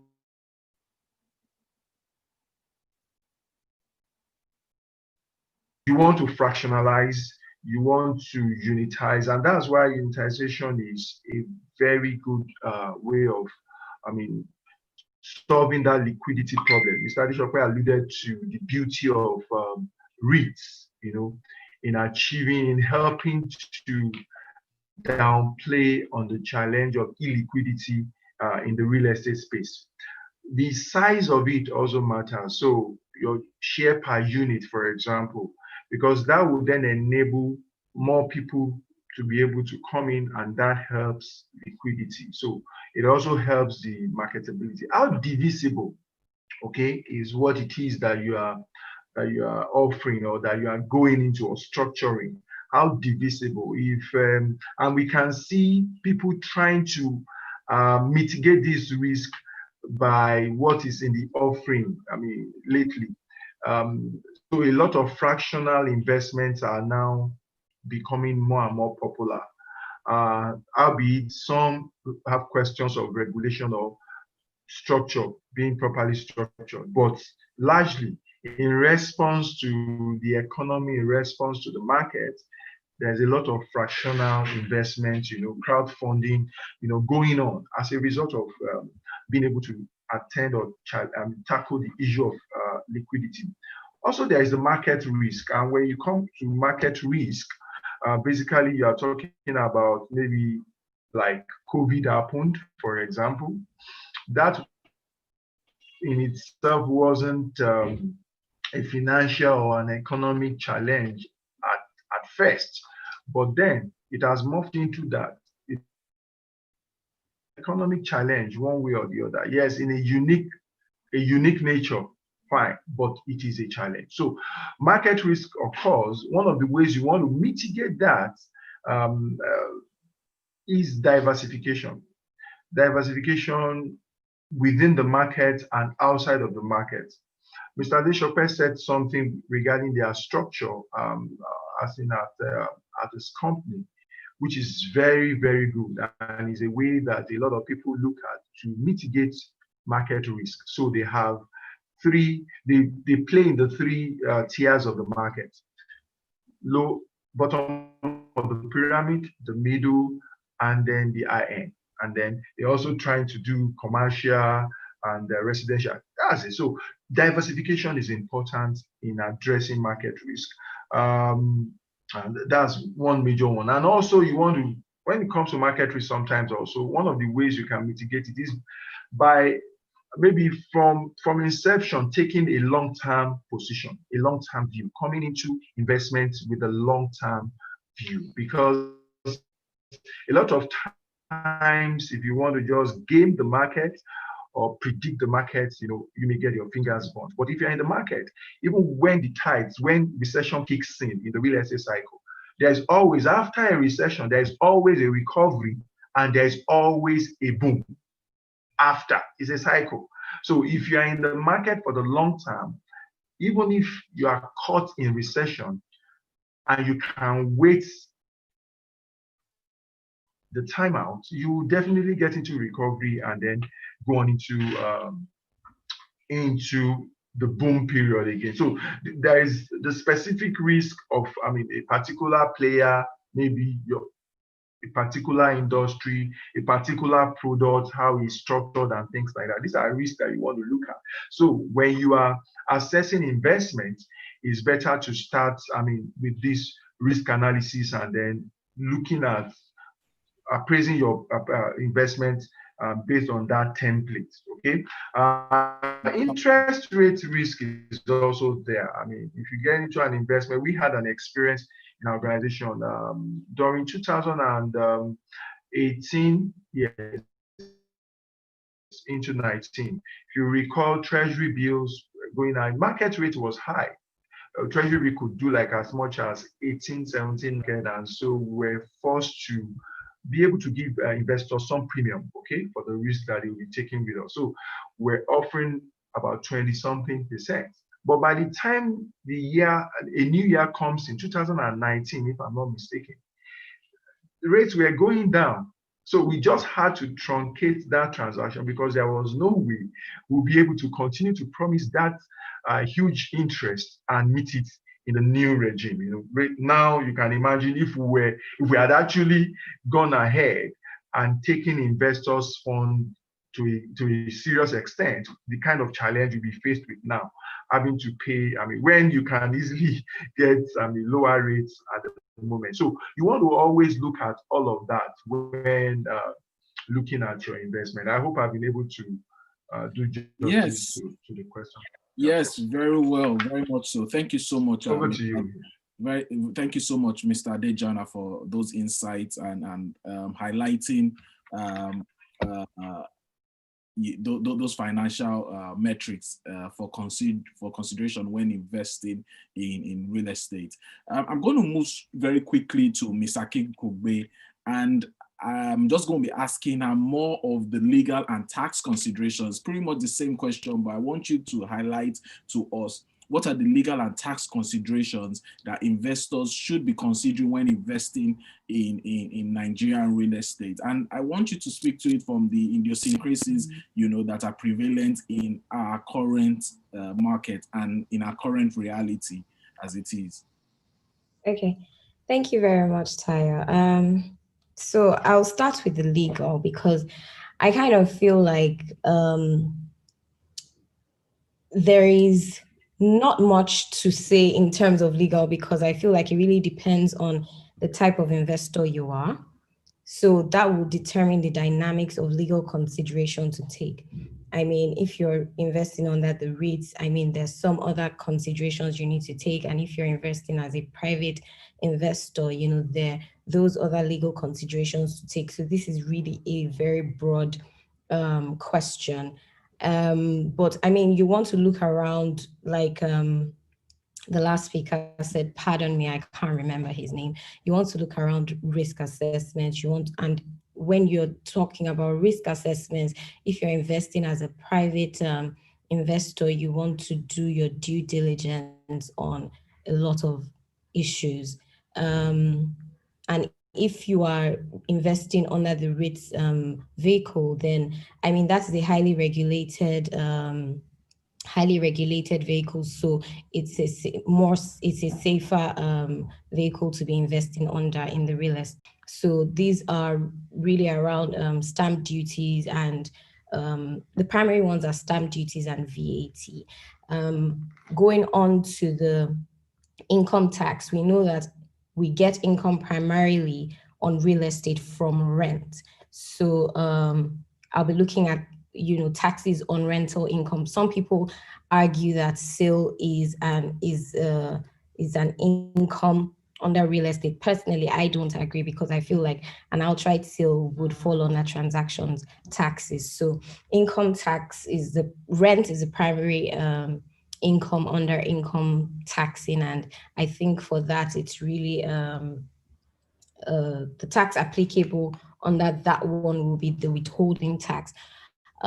Prior to some weeks ago, the tax appeal tribunal held that VAT no longer applies to rental income. So before then, VAT would normally apply, but now that doesn't apply. So they would want to look, I think, mostly around the commercials, which would be around taxes and reducing their risk and all the other taxes that, employment taxes could also come up at some point, depending on the vehicle that the investor is, depending on the vehicle of the investment. So yes, that's what I'll say. Thank you.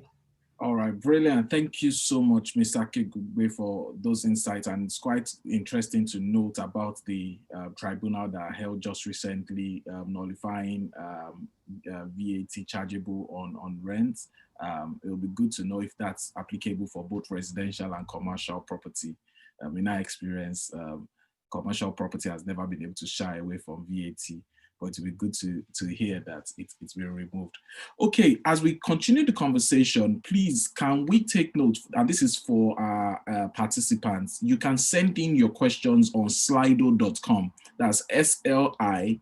And you can just use the code. You definitely need to use the code to be able to tag in your questions. Just use the code REDA, hashtag REDA, hashtag REDA, to just send in your questions. As we finish another round of questions or thereabout, I'll be able to take your questions that you may have for the panelists. I'm going to move straight on to Mr. Adeshokwe now, and I'm still just going on this tangent of understanding how to come into investments in the Nigerian real estate market. I know that we have a lot of attendees that are curious, and that's why I'm appreciative of the thoughts that have been shared by both Mr. Adejan and Ms. Akikugbe on how to come into the considerations for real estate investment. But Mr. Adeshokwe, you're a seasoned investor, okay?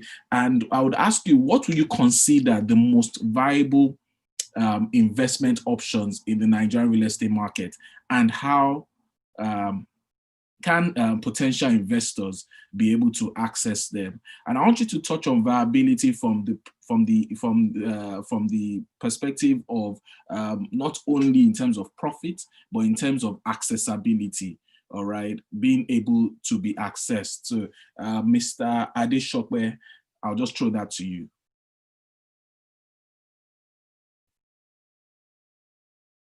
I think you're muted, sir. Hello? Can you hear me? Yes, we can hear you now. Good.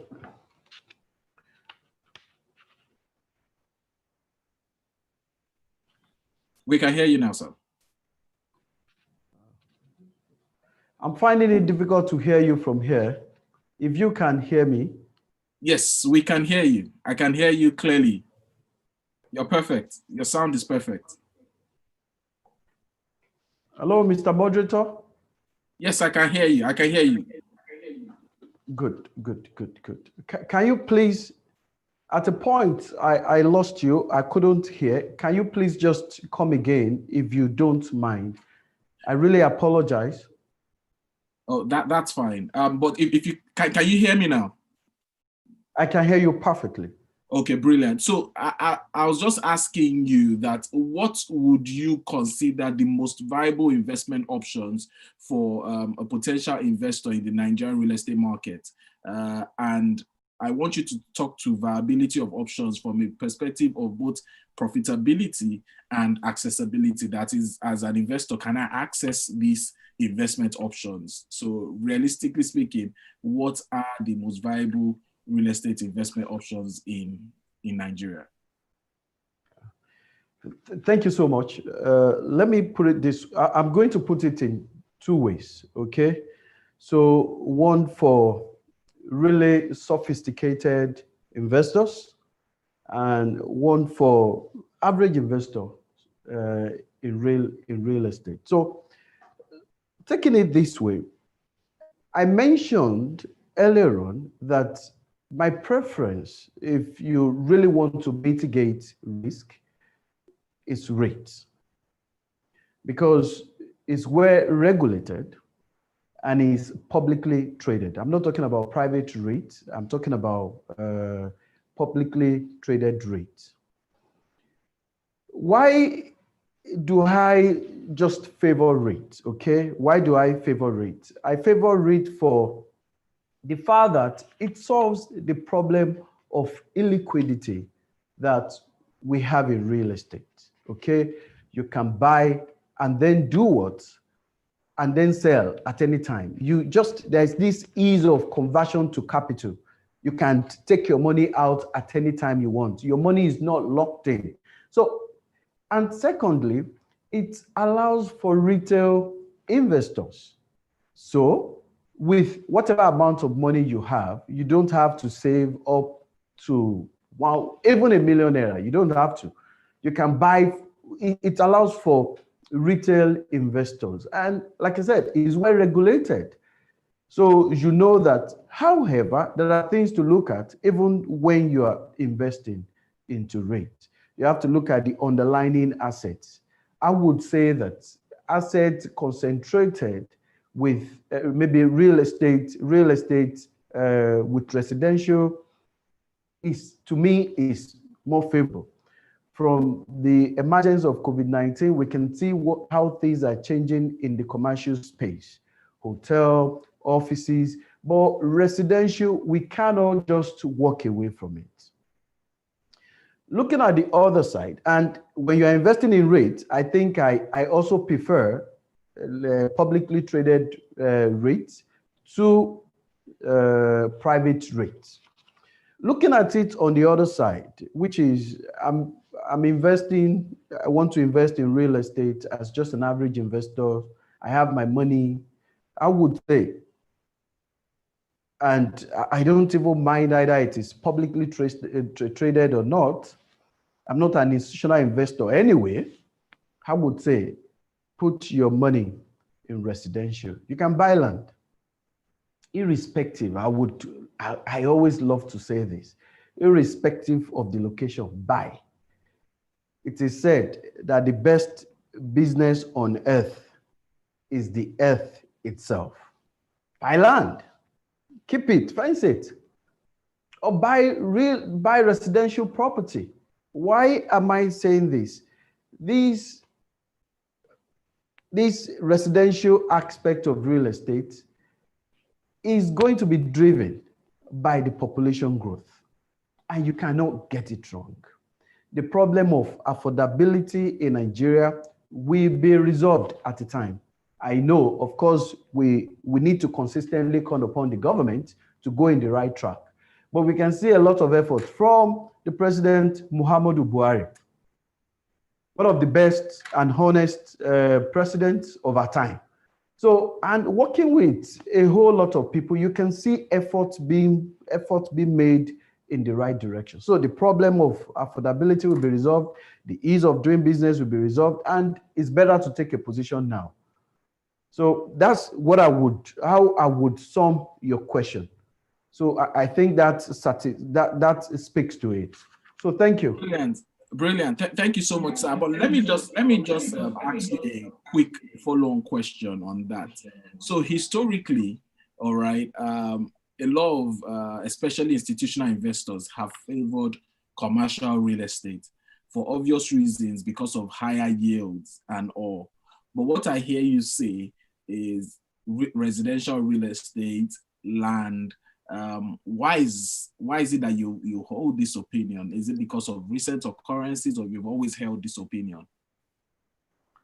So like if I take it from the presentation of Senator Ashafa, I really do appreciate his presentation. And like Mr. Akitunde said, it shows somebody who is knowledgeable and who is current. It's the new reality. There's something we can't, of course, when he spoke about nomads, I was scared because there was a time we were doing risk analysis, and we said during the session that what if people decided not to live in houses again? That's the extreme anyway, but he spoke about the new nomads. So houses, if we look at the reality, the new reality, the safe place I can say, okay, is still residential.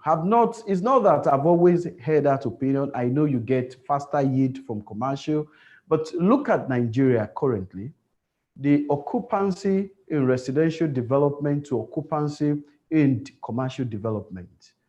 The market favors residential better than commercial.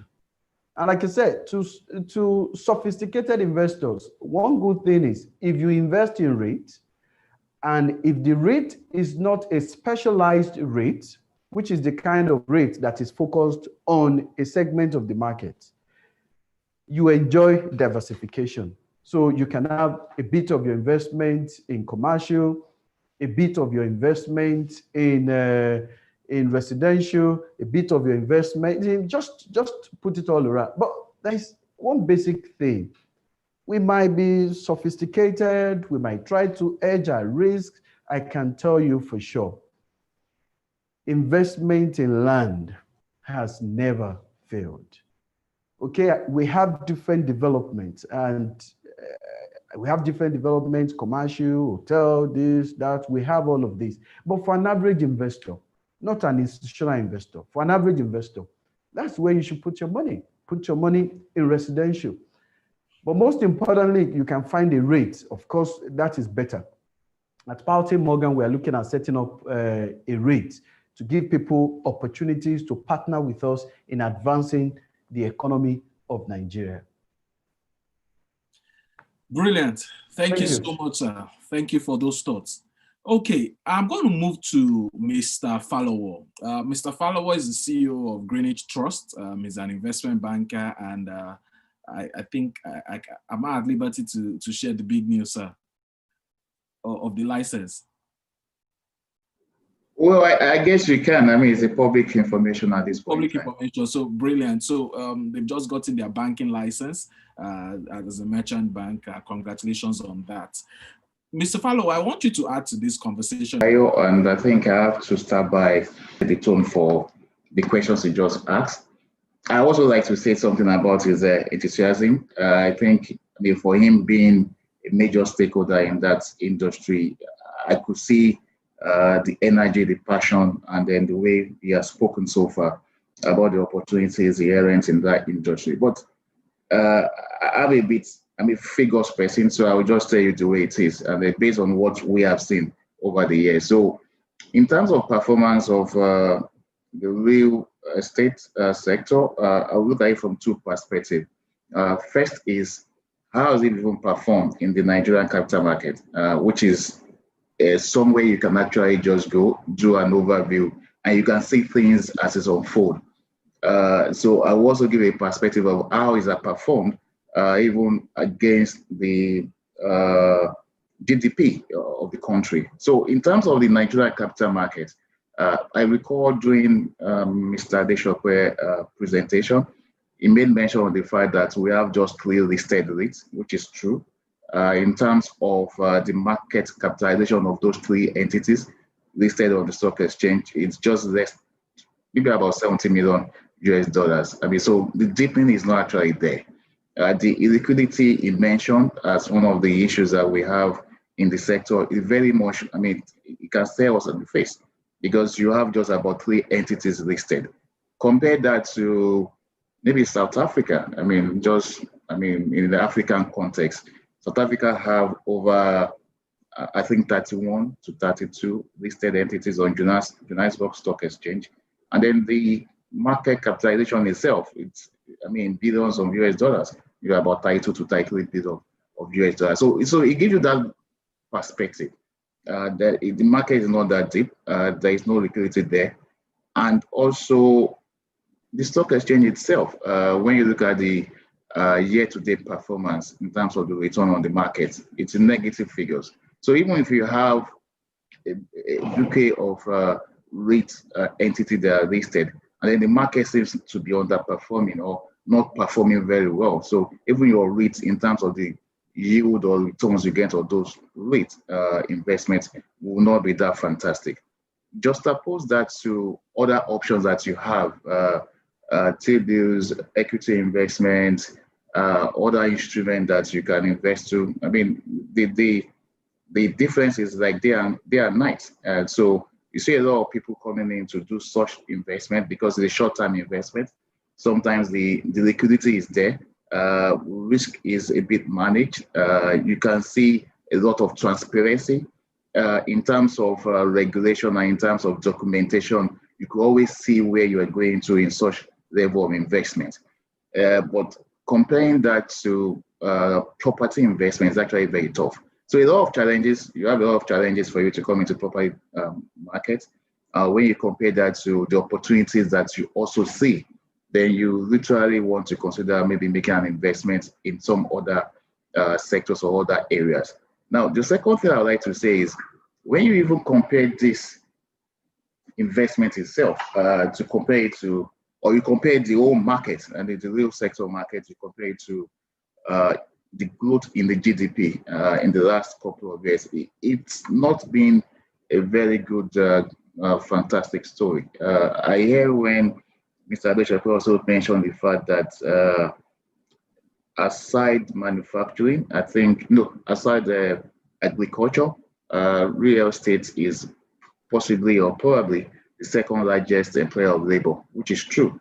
But the contribution to GDP in the last couple of years has not really matched up to that level of status. I mean, in 2017, it was about 6.92 contribution to GDP.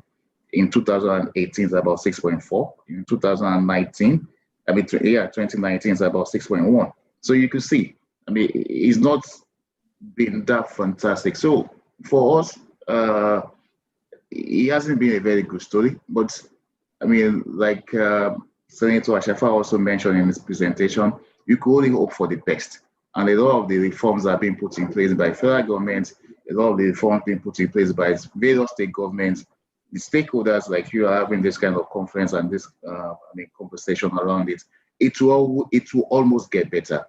Timing may be an issue, but just a matter of time, things will eventually get better. And particularly now, we are in a COVID issue, with an issue where we also have FX issues, a lot of materials required for even that sector in terms of building, construction and all that, a lot of times are imported. So you have double whammy of COVID and FX. And so how do you even wiggle your way out of this? So that's another challenge. And the federal government attention is essentially around health, agriculture, and I think manufacturing in order for us to get our way out of COVID. So a lot of these things will affect whatever investment decisions any new investor will want to look at in terms of coming into the property or real estate investment. And that's where I see it. Brilliant. Thank you so much, Mr. Falowo, for those candid thoughts and for sharing them very eloquently. I'm going to come back to you because, interestingly, the last point you make about the federal government's perspective and focus, in recent times, they've actually announced a focus on housing. With a mindset of using housing as a generator of jobs and having a trickle effect into the economy, as well as solving the housing problem, the primary housing problem itself. So I'm going to come back to you and you know, get some thoughts on how you think that will play out. But right now, I'm going to move straight to Mr. Azaria. Mr. Azaria is someone that has played in Nigerian real estate market for a bit. And I'll just start off by asking, what has been your experience? What has been your experience in the Nigerian real estate market, dealing with Nigerian real estate investors, getting them to buy some of your products, which are, you know, out of Nigeria, and has it been harnessing these investments, for overseas real estate? Thank you very much, Tayo. And first of all, pleasure to be invited to participate in this panel. Unlike all the other panelists, they're dealing with inward bound investment. So actually developing in Nigeria and attracting capital through various forms from that. Our structure is the opposite. We're inviting Nigerian investors to invest in our real estate investment structures, which are based in the Caribbean islands, where we develop high-end ultra-luxury resorts, whether that's in St. Kitts, Dominica, or Grenada. And given it's so far away from Nigeria, there needs to be an added incentive for that investor to look at these foreign markets. And that incentive is not just income and capital return expectations, but it also provides the added incentive of second citizenship. So a Nigerian investor, where they invest $250,000 in one of our hotels, can obtain second citizenship in the relevant country within a 3 to 4 month period without the need to visit that country through making a real estate investment. And the added benefits of that are significant. That's global mobility. You can travel the world without a need for a visa, whether that's the UK, Schengen, Russia, China, you name it. The added security that a second citizenship comes with, as well as potentially in our current development, the ability to migrate to the United States. So not only do you have very strong tangible benefits in that you're obtaining an investment in real estate, bricks and mortar, and as one of your panelists said, land is one of the best investments on this planet. We're also providing you the intangible benefit of the second citizenship, which also permits you the ability to travel the world. So you have more of the world where you can buy land and further your business. So it's really a double-pronged investment decision. One is you're looking at how that real estate will perform on its own, and secondly, what the intangible benefits are. And for the high net worth Nigerian investor today, anyone who is in a certain bucket, you know, this sort of investment has become a necessity rather than a luxury. It's cost effective with all the anxiety being created by COVID, the heightening of borders, the restrictions, the deglobalization. This provides a high net worth Nigerian investor with the ability to manage his business and mitigate some of the anxieties which COVID has caused. So I'd say, you know, over the past 6 months, we've been super busy and with Nigerian investors and spending a lot of time ensuring that, you know, their investment is right from a financial perspective, as well as providing the intangible citizenship benefits. So Mohammed, what would you say are the modalities for Nigerian investors to subscribe to your schemes? Sure. So look, first of all, they need to decide which citizenship they want in which island.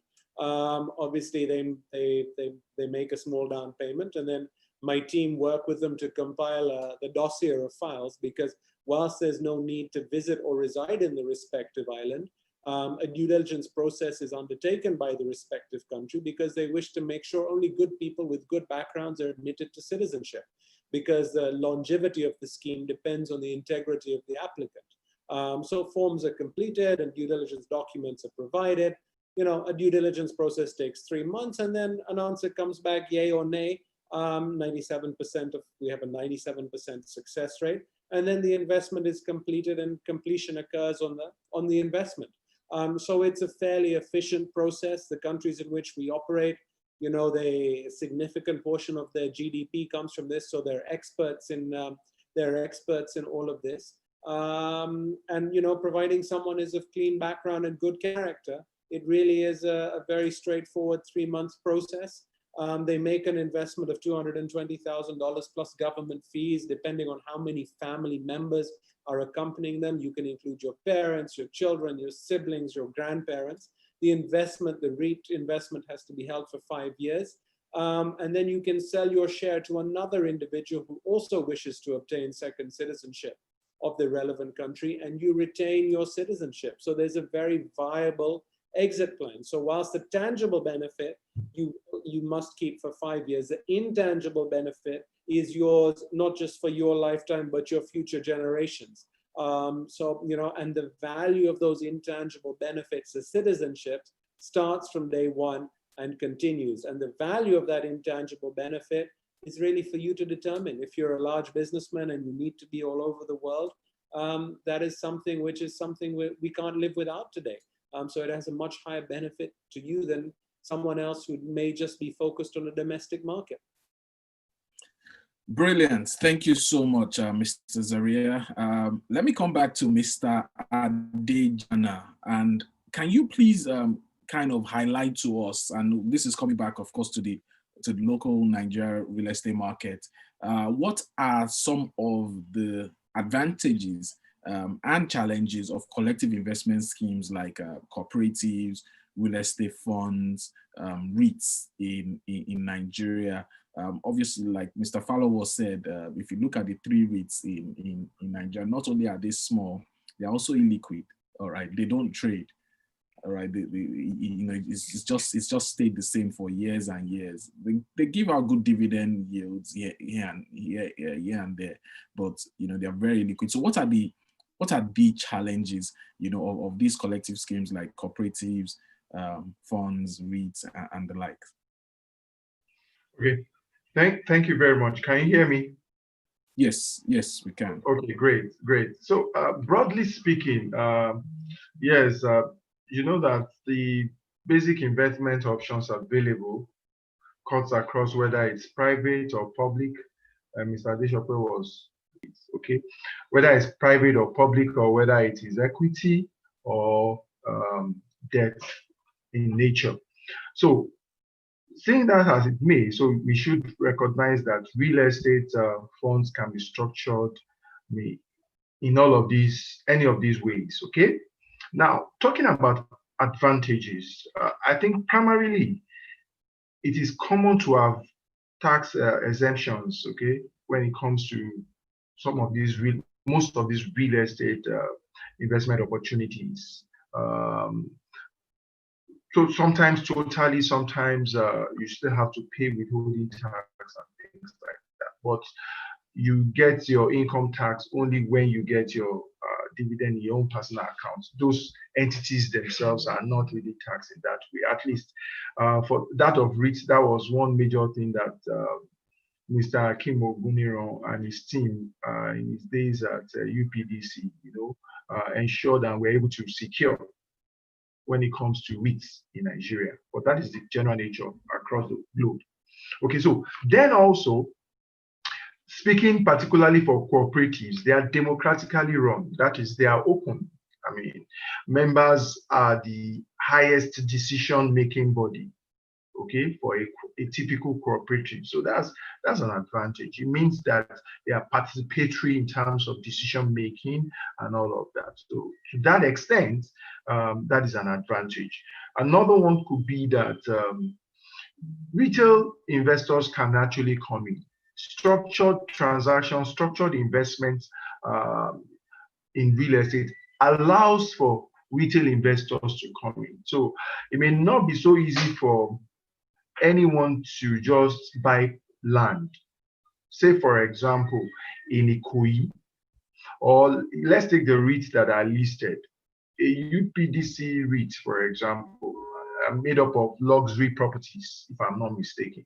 Now, someone with just about 20,000 Naira investment when it was launched could have bought maybe about 2 units or so of that REIT, meaning that he will own a share of the luxury apartments in Ikoyi. But ordinarily, on his own, he really cannot own anything, any part of Ikoyi if he had to buy a luxury apartment and things like that. So it helps for, because of that low cost and entry, it helps to encourage retail investors and get people to. Then also, usually for the ones that are diversified, you can say that it's an advantage. It's an advantage to the extent that you can then invest in varieties at a go. Okay, at a go, you can invest in varieties, as against if you were investing directly in these assets, you would have to buy a below the pyramid, I mean, a low bottom of the pyramid property, middle of the pyramid property, and high end of the pyramid property to have a mix, okay, on your own. But if you are investing in a diversified instrument, diversified REIT, you will just buy that REIT, and you know that your return risk and all of that has been mitigated because they've been able to diversify. They have investments scattered across the pyramid. So these are advantages in themselves. Liquidity, they bring liquidity. We've talked about real estate being highly liquid. It is these structured transactions that helps to actually bring liquidity to real estate as much as possible. So these are some of the advantages. However, when we talk about challenges, I will just highlight 2 major ones here. One, and that is very critical and probably the problem when it comes to this investment not performing as they've been maybe adjudged to, or as they've been appraised to, or as they've been sold, to us, ab initio, is governance. Okay, governance is a major challenge. Yes, there are regulatory authorities and all, but that is one major challenge that they are also having to contend with. Being able to keep up with operators in ensuring that best practices, followed, is a major challenge across the globe, not just in Nigeria, across the world. Governance, how to ensure, maintain and sustain good corporate governance when it adhering to, the regulations and what the regulators really require is a major challenge. The other one, for example, when you talk about the cooperatives, for example, the major deficiency of the cooperative is that you can be saddled with, or you can end up with management that is not capable. Because it is structured such that members are the highest making body, and then it is from members that management, the management committees are elected. Somebody can just have the ability to be able to convince people to and win an election, but not have the capacity or capability to actually move that cooperative in the right direction. And so that is a major challenge with a lot of cooperatives when they are saddled with management that really are not experienced, in the type of market that they want to be playing in.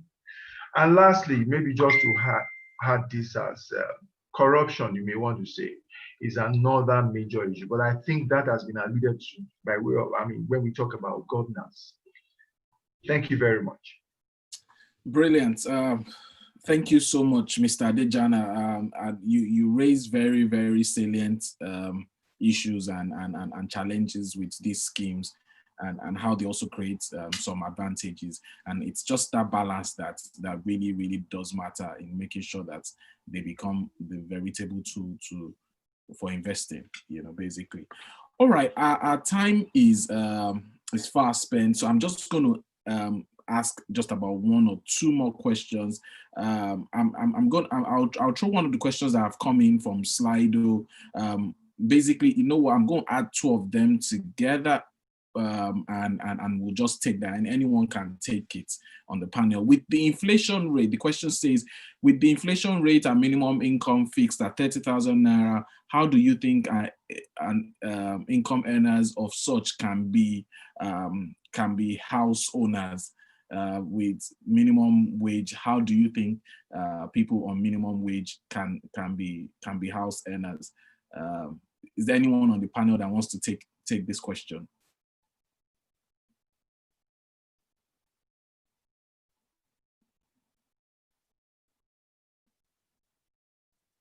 Okay, if no one on the panel will take it, I could just... Hello. Okay, yes, Mr. Adeshoka, please. Hello.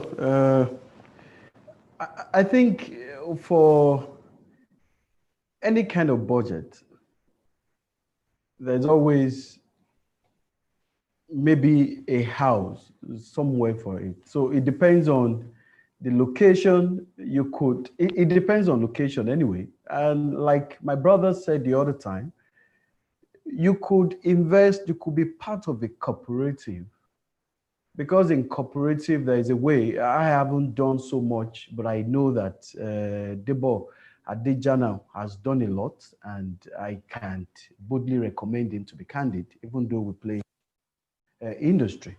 There is a way you can join a cooperative. They're structured in a way to help you with any amount of money that you have to be able to deliver, to be able to access your house, your dream home. But the challenge is, which location are we talking about? Where do you want your house? I was part of a conference ago, international conference, and I heard something about affordable housing. So I said, this session, I must be part. So I went there. And by the time they started talking about affordable housing, they were talking about 500,000 something, 200,000, going to dollars. To be candid, it was in Dubai. So they were talking about 1.2 million Naira dirham, 800,000 dirham. And I asked them, in Naira, what is that? We converted, we're talking about 50 million Naira. So I challenged, how do you call that affordable housing? And they told me affordable housing depends. So affordable housing, what affordable housing is alone is different from affordable housing in Dubai, and affordable housing in Dubai is different from affordable housing in Nigeria. So the truth of the matter is, what is your expectation? What kind of a house do you want? I do believe that with your budget, you can always have something. Start from buying land and gradually putting it up together. especially if you leverage the support of cooperative. But I would like to say, the person who asked the question shouldn't be too ambitious about location and how the house will look on the lighter one. Thank you. Absolutely. Yeah, so affordability obviously is determined by the person's pocket, and you also should be cognizant of location and budget. I'll just ask a final question that's coming. What impact do you envision the weakening of the Naira is going to have on the industry? Is there an increased risk that some developers may abandon their projects? Yeah, is the question directed to me? It looks like it's between you or Mr. Adejana, so you can go for it. Yeah. So let me put it this way, and I may have maybe more to say on this. And let's look at it. Mr. The speaker from Greenwich said something about real estate not performing as much as other industries are performing. The stock of real estate is not performing. And let's go back to, I'm going to answer this question, but the question you put to me, but I would like to touch this before answering it as you're rounding up. In my presentation, I made mention of the fact that real estate has been part of the menu for so long, and that it is time for developers to come together, engage government, and be on the table. So over the years, it's been neglected. The fiscal and monetary policies of government last year yield on treasury bill at about 16%, 17%. Some people, how would that favor real estate industry? How would that favor real estate industry?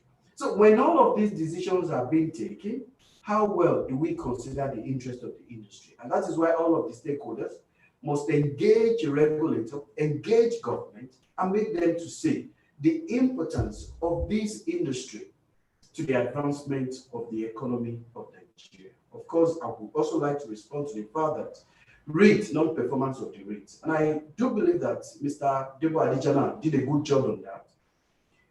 Where do you, if you're buying a REIT, who are the people? What's the composition of the management? Who is powering the REIT you're buying? Are they conservative? Are they relaxed? Or do they have energy to drive return for you? Those are the things to consider. I don't want to mention the names of banks, but we've seen some small banks some years ago taking up the big banks and then be number one, number two, or number three because of the energy of the drivers. And that's why it's not enough to look at that. And that is why SEC and Nigerian Stock Exchange must look at how to allow the youth of Nigeria, those who have energy, to participate, break the barriers. Let's look at crowdfunding, putting a barrier of about 100 million naira before a company or a firm could play in that space. I see it as a barrier. How many youth of Nigeria, those who have the energy to drive the economy of Nigeria, how many of them can raise that? When we started, it was difficult to raise the money to register a company. We needed to borrow a name of another company. It was difficult to rent an office. We needed to squat in an office. That's the challenge. That an average Nigerian who is willing to advance the economy of this nation, those are the challenges they face. If you erect barriers, at what stage will they be able to raise that money? Let's break the barrier.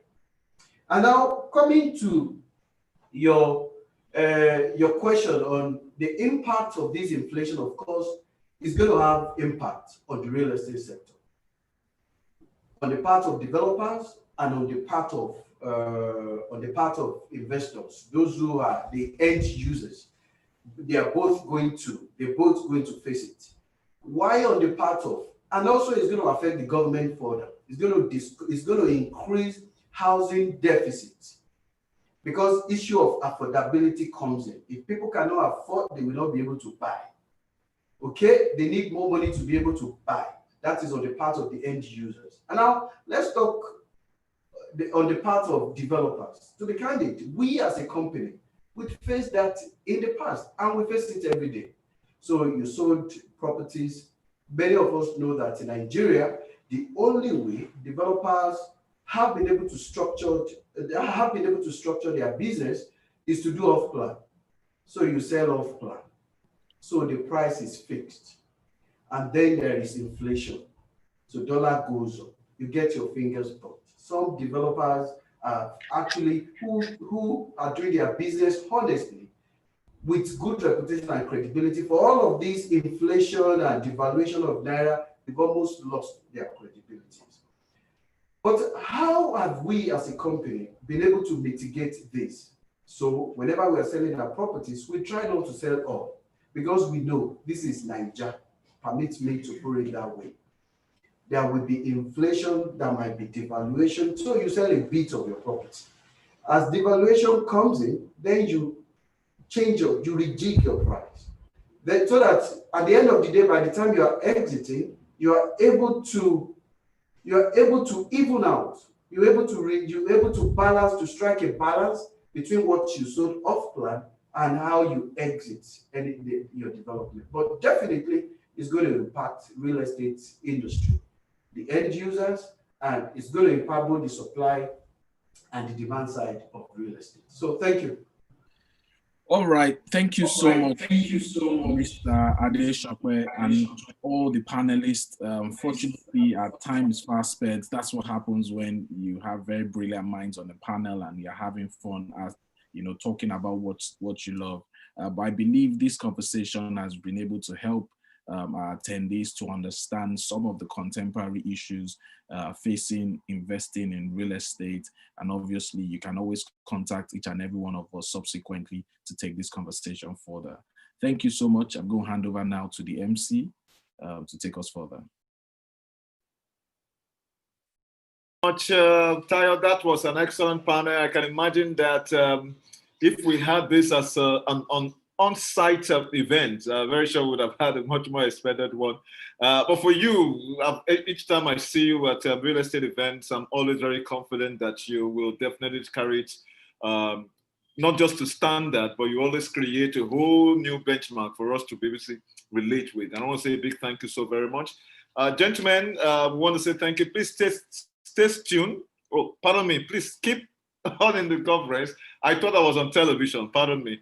And then the conference continues with the second panelist and the next panel. But before then, I would like to quickly announce that Reader 2020 is organized by Thinkmint Nigeria. Gladly, Business Day happens to be the media partner, as the case is, and we have sponsors who have made this very possible. Certainly, Alpha Mead, Powton Morgan, thank you very much. Urban Shelter Properties, Cedar View, Homework, exactly have made all of this quite successful. The only difference is that we're just talking to each other through our lenses. However, I can imagine that this is still quite a wonderful experience because I can see Mukhtar. I know Mukhtar is very eager to share with us some of the insight that they've had. I mean, some of the experiences they've had earlier on. But before we go into the next panel, we would like to quickly announce that we have another award presentation. And that award presentation is actually tagged the Real Estate Woman of the Year.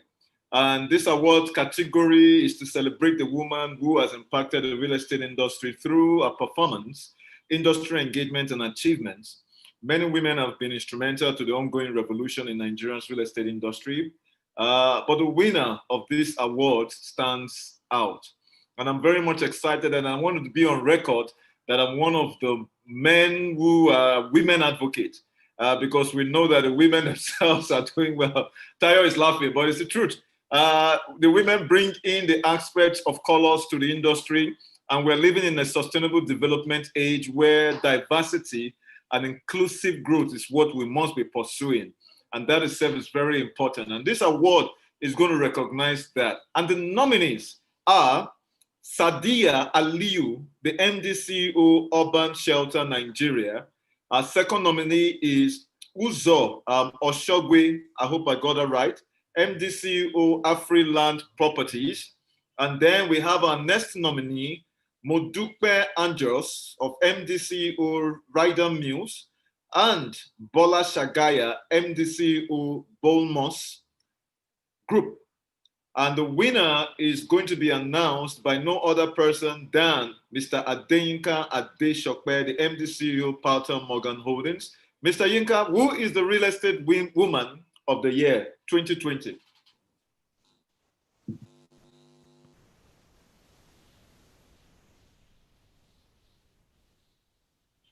Sorry, we can't hear you. I can't hear you. I can't hear you. And this is a moment that is Eureka. I can't hear you. I can't hear you still. Can you hear me now? Yes, I hear you now. Good, good, good. I'm so delighted to be the one to present this award, especially, you know, if you go by the name, the Real Estate Woman of the Year.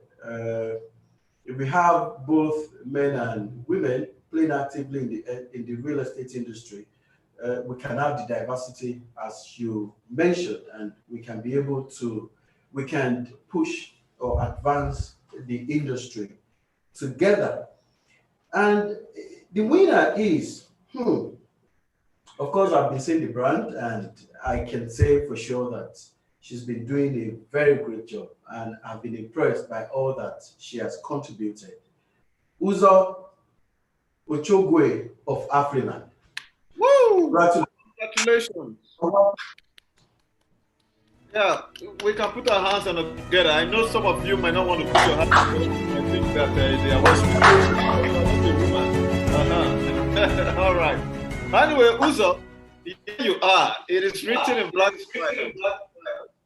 Congratulations at this Reader 2020 edition, where you have been nominated and, of course, won the Real Estate Woman of the Year. And as a matter of fact, every other nominee is a winner, but I guess the industry feels that there is something you must have done that is the extra, you know, icing, you know, extra toppings on the cake to have given you that award. Congratulations, man. The award is going to be presented physically to you because all of this virtual experience has its own way, and we're going to have the photo ops as well coming in. So thank you very much, Mr. Adeshokwe, for helping me out with that. Without taking too much of our time, I want to quickly announce that all of the content of the event is on our website. Thinkmint's Thinkmint website is definitely what you see, as a matter of fact. In terms of the speakers, the details, I love that. And I'm speaking to all of our delegates listening to me all over the world today. And then every other content that you need, will definitely you'll find there. Also, the Slido platform is available for you to send in your questions, because our panelists, we certainly want to attend to them. So please get your questions coming in. That itself is going to help us to be able to make sure that the substance of today's program will definitely be explored fully. Without taking too much of our time, I'm going to be calling on Mr. Victor Enyingwa, the head of sales and marketing of Periwinkle Residence Limited, who is going to be making a presentation titled Funding and Developing World-Class Luxurious Mixed-Use Estates Across the Nation, a case study of Periwinkle Residences Limited. And I hand over to you, Mr. Victor, for the next 10-15 minutes. Thank you very much.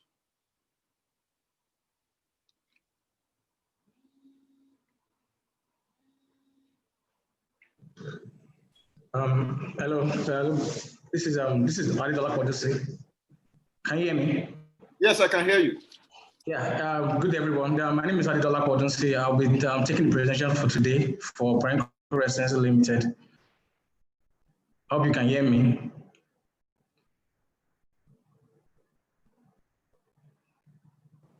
Hello. Yes. Yeah, we can hear you. Okay. Okay. So I would like to share my slides right now. Okay. Can everybody see the slide?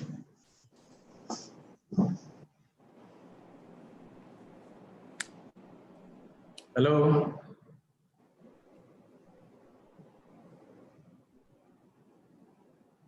Yes, we can see your slide. Okay. Welcome to today's today's conference. My name is, like I said, my name is Adedola Podunsi. I'm the head of brand management and IT for Perenco Residency Limited. Today we'll be doing a presentation on the funding and development of a world-class mixed-use estates across the nation, a case study of Perenco Residency Limited. For those that don't know about Perenco Residency Limited, we are an urban luxury real estate development company with integrated infrastructure and project management embedded in the business. And we have been in business since 2014 when we started the Perenco Lifestyle Estates. So where we are located presently, we have an estate in Perenco Lifestyle Estates in the Lagoon District of Phase 1. And also, we have a new project at Ikoyi off Point Drive, Euro Street.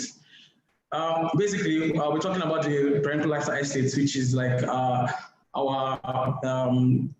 first and foremost project. Pretty much, the Perenco Lifestyle Estate is a 17-acre of dreaded part of the lagoon that was at the end of Freedom Way, and we have taken in cognizance of everything that has to do with Lekki Phase 1. We have mitigated everything that has to do with Lekki Phase 1, and we have incorporated that into the estates. So basically, what you can see is that everything that makes Lekki Phase 1 a downtown, we have made it a better thing for us. So basically, like I said, we are located at the end of Freedom Way. We are at the end of Freedom Way, at the end of the road. We are first developed estates in the Lagoon District. So I don't know if anybody has come to the end of Freedom Way. We have a new location in Lagos, which is called the Lagoon District, where the likes of Orange Island, Ostia Island, and ITVC are located. Pretty much, like I said, we are the first developed estate in that region. And as we go on in this presentation, you can understand what we have tried to, to bring about.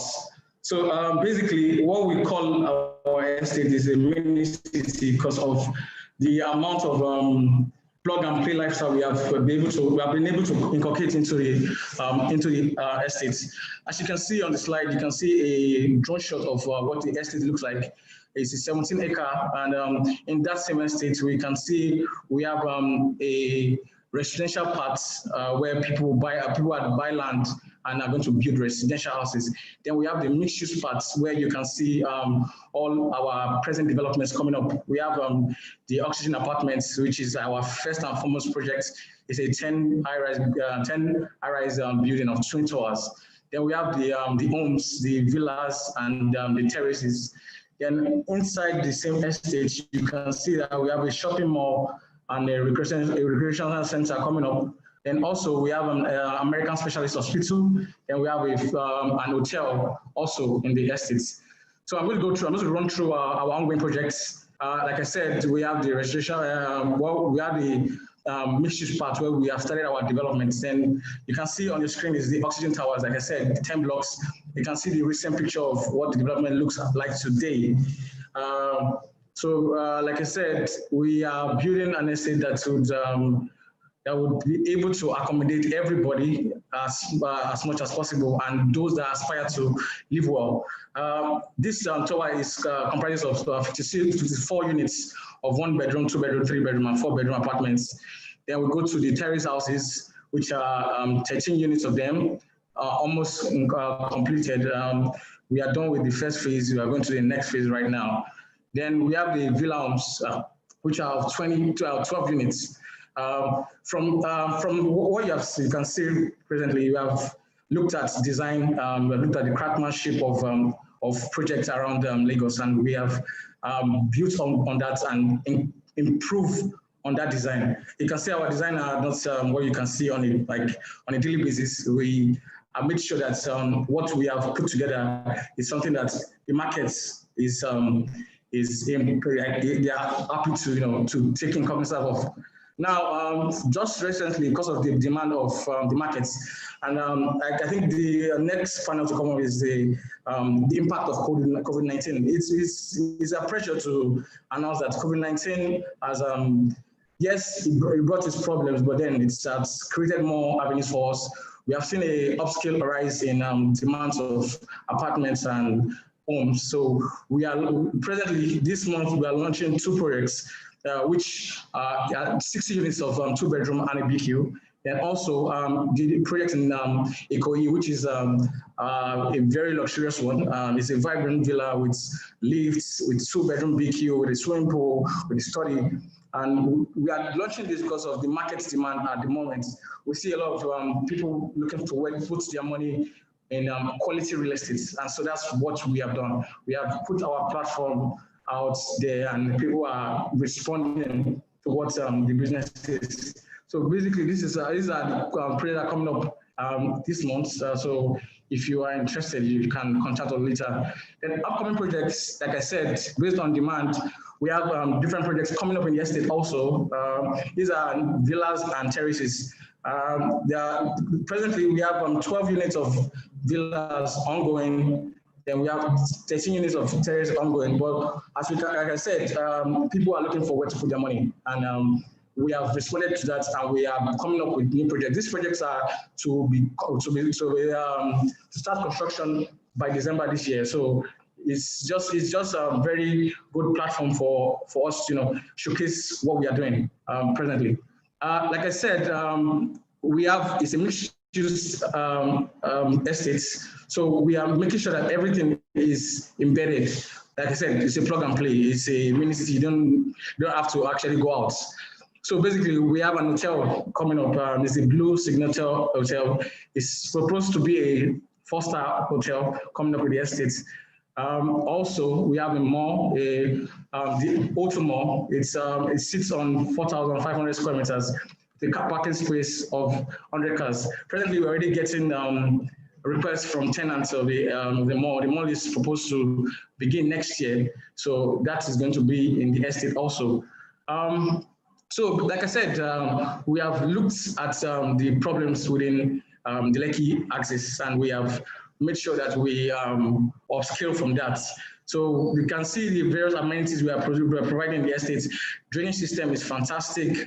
We have a central sewage system, which the technology is from Germany, which takes all your waste into a central location. Also, we have looked into high pressure water, good water system, and everything. So basically, the estate is fantastic, pretty much. Also, within the estate, we have people that have bought lands and other properties to create something of their own. So one of them is the Ambulatory Surgery Center of Lagos. It's supposed to be an American specialist hospital for surgery, actually. So the owner is a medical doctor in the US. Is proposing to do this in the estate, which we know would go a long way at the end of the day. Also, furthermore in the estate, we have an Irish school coming up. We have a basketball academy also coming up. So the estate is, like I said, it's a mini estate. It's a mini city. It's a plug and play environment. Because of what we have done here and the response to the markets, we have brightened our horizon, and we are going further to other parts of Nigeria. As you can see on the screen, those are the upcoming locations we are coming to. These locations are poised to start up by first quarter in 2021. We will have done it now, but we are taking it one step at a time. So pretty much all our products are offline, and we make it very interesting for people to key in. So we try and bring down the initial deposits as low as possible, so that we can accommodate as much people as possible into the estates.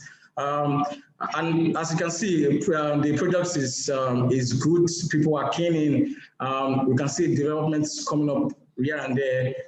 So basically, that is what we are hoping to inculcate in every other locations. We have a project coming up in Enugu, project in Anambra, a project in Akwa Ibom, and one other one in Lagos here. It's all massive projects of over 100 hectares of land. So that's basically what we are looking at.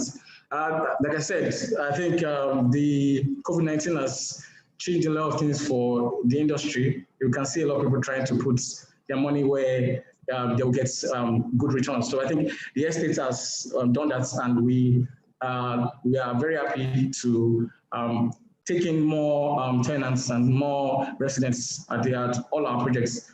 Thank you very much.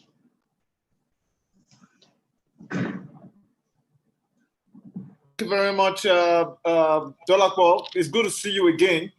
I've never been in doubt of the spirit of excellence that you exude. This is a wonderful presentation from Periwinkle. As a matter of fact, I'll be giving it a huge consideration. The whole integrated service offerings that some of these projects seems to bring to fore makes a whole lot of sense. I imagine it's going to become a model that is going to look further. Thank you very much. We're going in now fully to the panel session with the theme, Real Estate Development in Nigeria and the Effect. Be the moderator in the person of Mr. Ayo Ibaru, the COO of Northcourt Real Estate. And the member of that panel as follows: Mr. Emmanuel Odemayowa, who is the CEO of Deluxe Residences, is going to definitely be on that panel. He's a graduate of Obafemi Awolowo University, the best university in Nigeria and by extension in the world. For some of you who might not know, Freeland Properties Limited. Madam Uzom Oshogwe, congratulations as being the Real Estate Woman of the Year. Courtesy, and none of us will say we're not subscribed to. And to join them also on the other panel, on this same panel, is the acting MD, Executive Director, Urban Shelter, or thereabout, or last year, if I remember. And the last but not the least, we have the MD, CEO of Periwinkle Residences, Mr. Chedu Iweke. He's certainly joining on that panel to basically explore that as a matter of fact. And gentlemen, I know that Mr. Ayo himself knows we will still work with the panelists that we have here, made to understand Madam Uzo had to quickly go and do one or two things. It came out as an emergency. So Ayo, you're just going to be working with Mr. Emmanuel and then Mr. Chiedu and Mr. Muktau for this particular panel session. Over to you, Mr. Ayo Ibaru. Thank you very much for having me. It's an honor to be here. Would like to thank Thinkmint.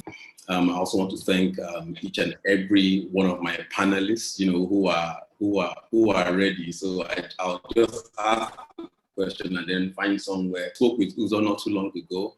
Mrs. Oshogwe asked that we please give her some time.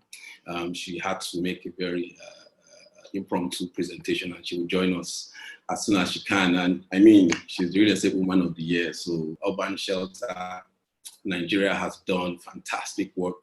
The sheer volume that they've been able to achieve is unprecedented on some levels. And everyone has said one or two things about the pandemic.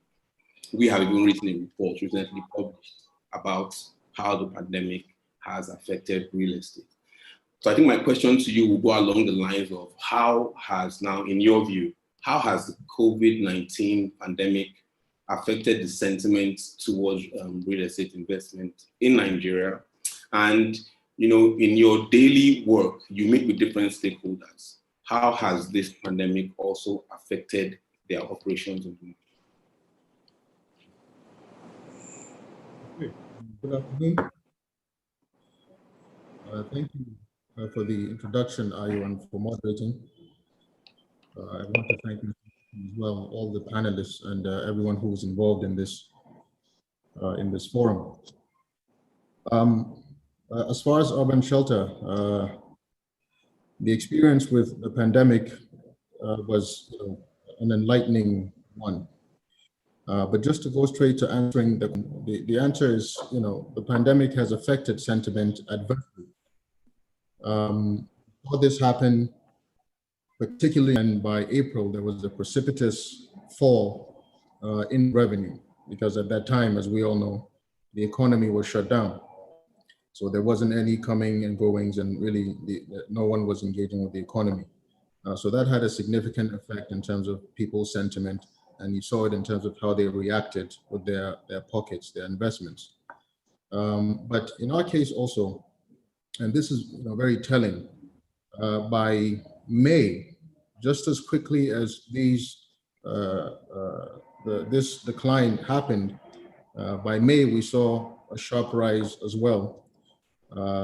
By June, we were pretty much at the levels that we were pre-COVID. And I think this speaks volume about, not just our company, but the mindset, the perspective that people have about what we're able. So when you have a situation where you're in the midst of a deep recession and people are still purchasing your products, what that really translates into is no matter how uncertain the future is, we trust that you will deliver on what you say you will deliver. And that's not a small responsibility, and that's not a small advantage to have. So as far as the sentiment and how it happened, that was our experience. It was very quick. It was a quick shock, March, and then April, we had a sudden dip. By May, June, we had a very quick reverse. And even by the attestation of economists, when it comes to a rebound in a recession, you can't ask for more than a V-shaped, which is precisely what our experience, has been. Now, we, even before sort of engaging post-lockdown, after the lockdown, we did a number of things to prepare ourselves, obviously. Anyone who has been watching the trends as early as January, February, you saw that at least internationally, there was beginning to be a sort of contraction in activity, and the threat of COVID was very palpable. And what was to follow as an economic shock was also something you could see. So we started preparing as early as we could for that. And so by the time that these shocks came, I think we were fortunate that we were able to absorb it, and quickly bounce. Very much for that. In one word, it has been an enlightening experience. And, I was in a conversation sometime last week, and these were the kinds of sentiments we arrived at. That at the end of the day, Nigerians have a way of getting back up and, finding their way to the next level. Thanks a lot for that clarification and sharing your thoughts on how you've been able to navigate the pandemic. So I was listening to the previous presentation, and Mr. Falowo, I think, from Greenwich, did what investment bankers do best, which is take a very unvarnished approach to any issue placed in front of the heavy. But as it is, we have someone on our panel today who is familiar with dealing with projects of a certain scale, and he's done it quite a number of times, and that's Mr. Nweke, CEO, Chairman of Periwinkle Residences. And that's why I'm going to throw this question to you, sir. What policies do you think can be put in place to open up Nigeria's economy for real estate investment?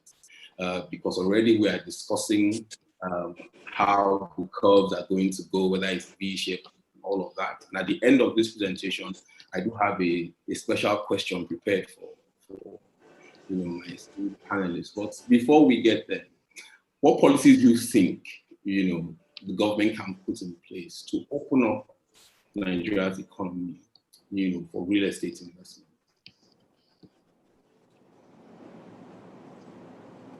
Well, thank you for having me. I also want to congratulate this day. Business Day. This has been a very good outing, very rich outing. I think I want to look at the effect of COVID from a perspective that most people don't look at it, which is collateral, because it brought a lot of increased the risk factor in the business, in the area of panic, anxiety, and these two factors don't go with any investment at all. And given that real estate itself is a usually huge portfolio for most people,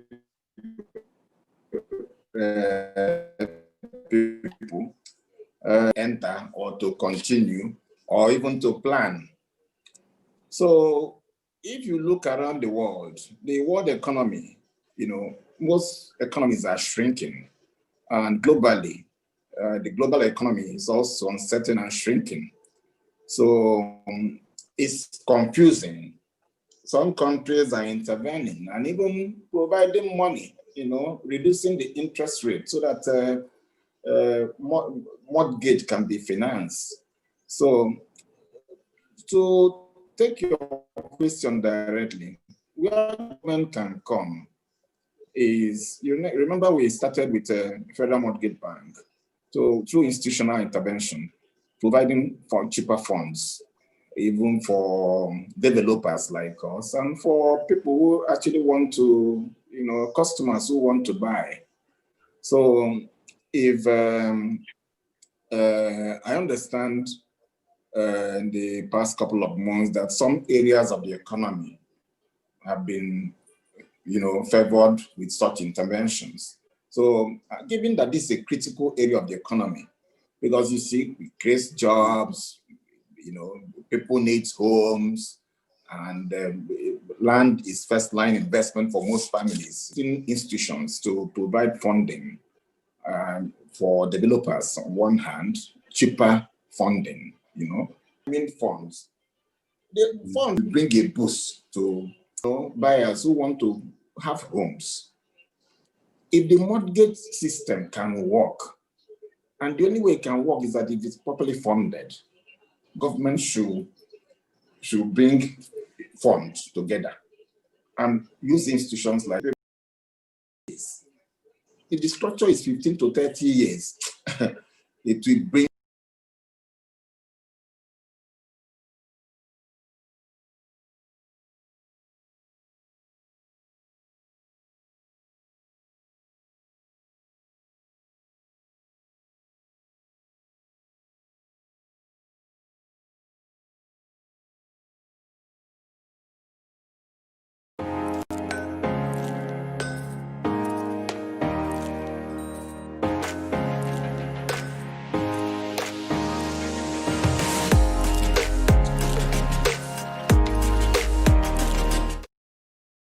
on how we do, I can either add questions or reduce. So, you can go on if you have anything else you want to add, because it's really about your experiences.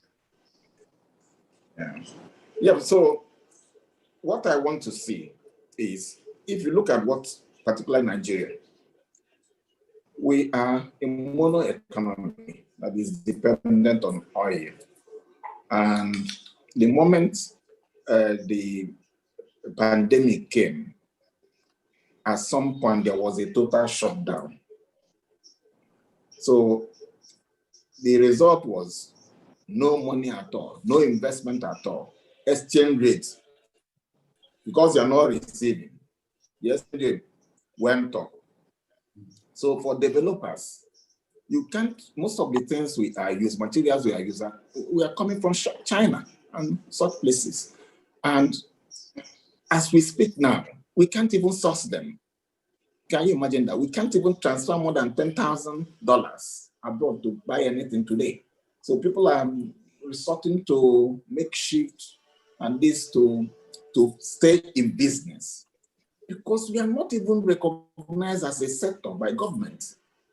So if with this pandemic, government knows, okay, this area of building material, central bank can provide funding. If you want to buy tiles, we can allow you to remit $100,000 to buy tiles, or $200,000 to buy tiles. Special concession.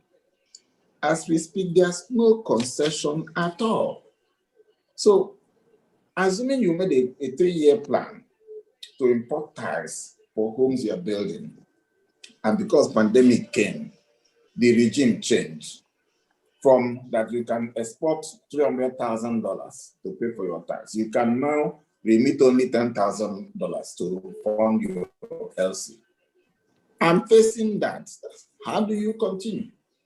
And these are issues that I am happy that in a gathering platform like this, we can exchange ideas so that people at the level of government can understand what we face. Because from the macroeconomic policies, it comes down to demand on the day-to-day person, small businesses like ours, trying to survive on a day-to-day basis. So for us to be able to buy tiles, we resort now to all kinds of things because the system, everything suddenly changed. And this changing is what government don't address fast enough. If in February, for instance, you could remit money and buy tiles into Nigeria, and suddenly you can no longer remit that money. What do you want the person to do before you now have Nigerian companies that manufacture enough tiles or enough this for us or lightings for us? These are issues that are real, concrete issues that we believe that government, because funding is everything, movement of funds is real estate itself.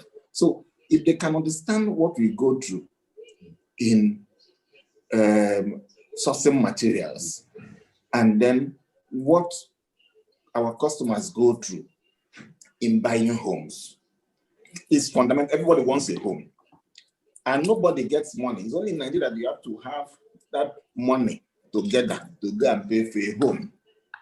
And government over the years have left it that way. Interventions like Federal Mortgage Bank, they are there, but they are not, no emphasis on them. We are hearing a little bit of things that they're planning to do something now, but it should be something done in concrete terms.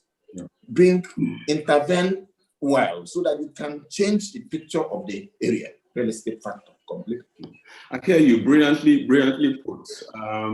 Policy stability is always something we have to talk about here. And it's an issue that the Nigerian state has had to deal with. And I remember it was last week when the CBN released a document, and we are hopeful that this document will become reality very quickly. And one would want to hope that in the future, wider consultation will be done before certain decisions are taken regarding funding, because it really is the lifeblood of development. Thank you so much for that well-placed response. So in the introduction to our panel, one of us went to the best school in Nigeria, at least that's what they told us. And there's a question here that I think would fit him very well. Just coming back from what Mr. Nweke spoke about, thinking about the buyer. How can people pay? How can people bring money out? And then matching that with the cost of actually bringing these houses into existence. So I think the question here for you, sir, is what do you think developers can do? Seeing the situation that we're just coming from in the last question, what do you think developers can do to improve their cash flow situation while also providing assets that people can buy? Okay, good afternoon, everybody. Thank you, Ayo, for the introduction, especially about the greatest university in the whole world, OAU. Thank you very much. And of course, I also want to thank the organizers. I also want to thank the organizers of this event. It's been a great time. I've enjoyed the last about 2 hours or so. We have been on this event. So I want to thank Business Day and Thinkmint. It's a really wonderful one. I really want to say that we should keep this up. Where we can have forums like this where developers and stakeholders in the industry can be coming together once in a while to discuss issues that affect our industry. So talking about what developers can do to enhance cash flow, post-COVID. Anyway, we are still in COVID, but based on the issues that the real estate industry, has gone through, during this period. I think for me, especially for us at Dealers Residencies Limited, when we encountered this issue, I think it started back, March this year. And of course, there was a total lockdown of everywhere, So when we resumed back in May, so the first thing we did was to do a bit of R&D, research and development. Because we are not living in normal times. What has happened during the COVID period has been unprecedented. Nobody can say he has experienced it before in terms of what in the health sector, in the economy itself, even look at what has happened in Forex and all that. So when we resumed back to work in May, after the lockdown was lifted, the first thing we did was to go into a bit of research and development. So when I say R&D, of course, I know generally people talk about R&D, in businesses want to introduce a new product into the market, you want to do a bit of research about it. But again, like I said, the period we live in is a very strange period. So we had to research into what has happened to real estate. As we speak right now, what is the purchasing power of our target markets? What is the purchasing power of our target audience? So we look critically at that, and we came up with some strategies. Of course, some of these strategies are things that we actually used to, they are things that were being used before, but what we actually had to do was to find a way of amending these strategies to now fit into the present realities that we have on ground during COVID-19 as we speak. So for me, talking about how developers can enhance their cash flow, I would say the first thing, is to go into some level of R&D, So basically, you're not doing R&D like you are just starting your business all over, you're just about to launch your business afresh.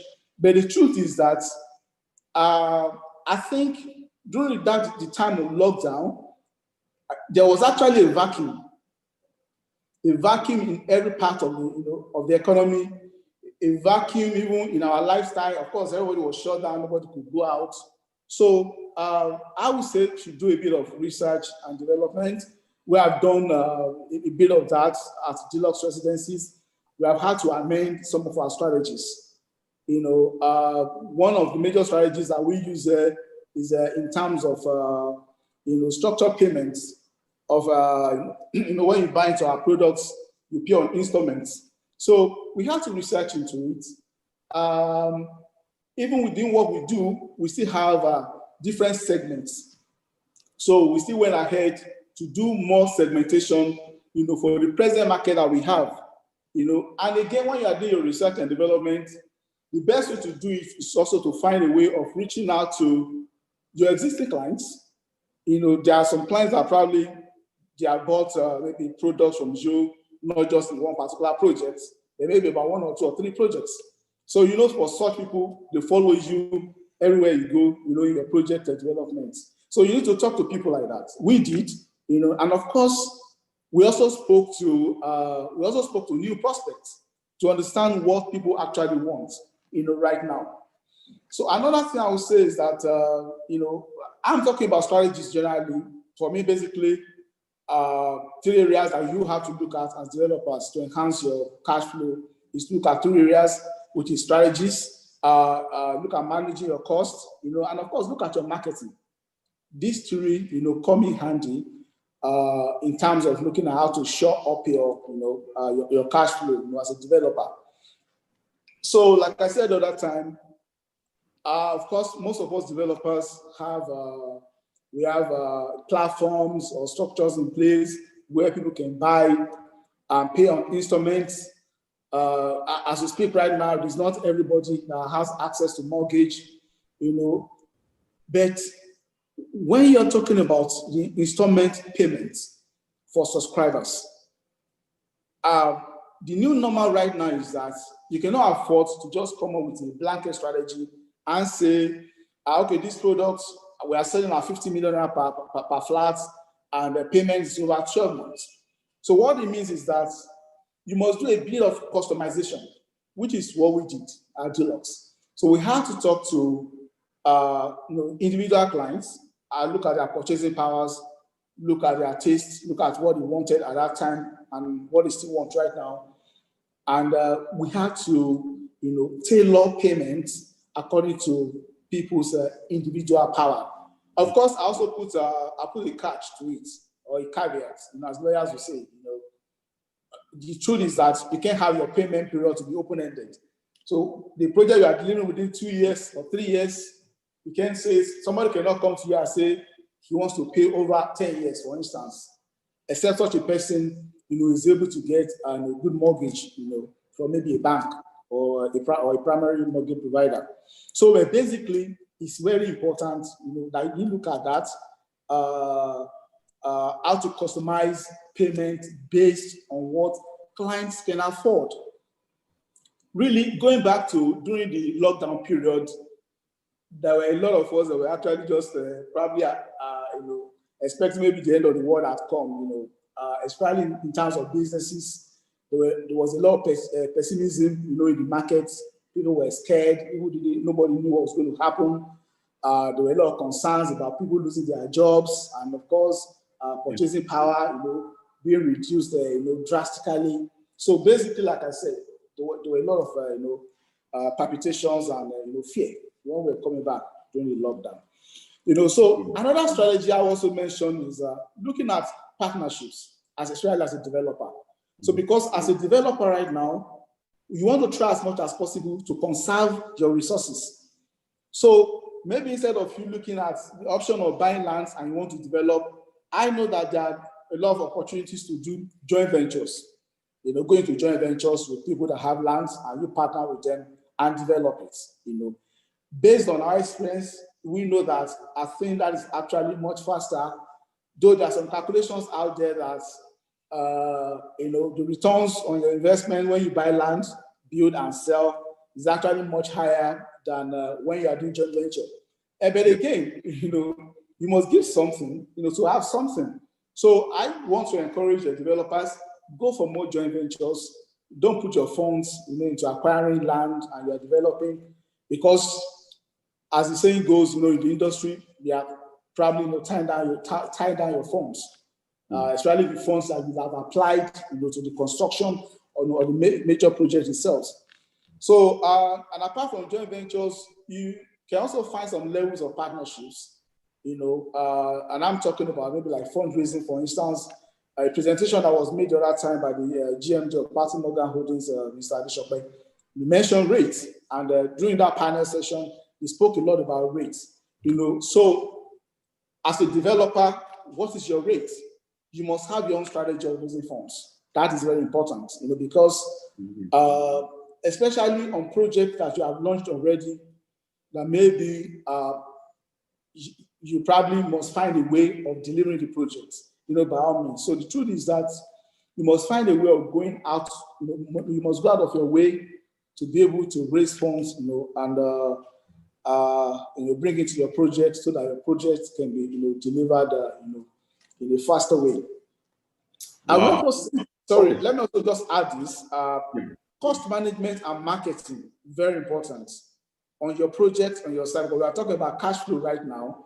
When you're able to manage your costs very well on our project, for us, there were some suppliers that we're working with that we used to pay them with markups. Then we had to call for some negotiations. Of course, eventually we eliminated the markups. So these are areas that I know developers can actually, ensure a much better cash flow, for their projects. So thank you, Aaron.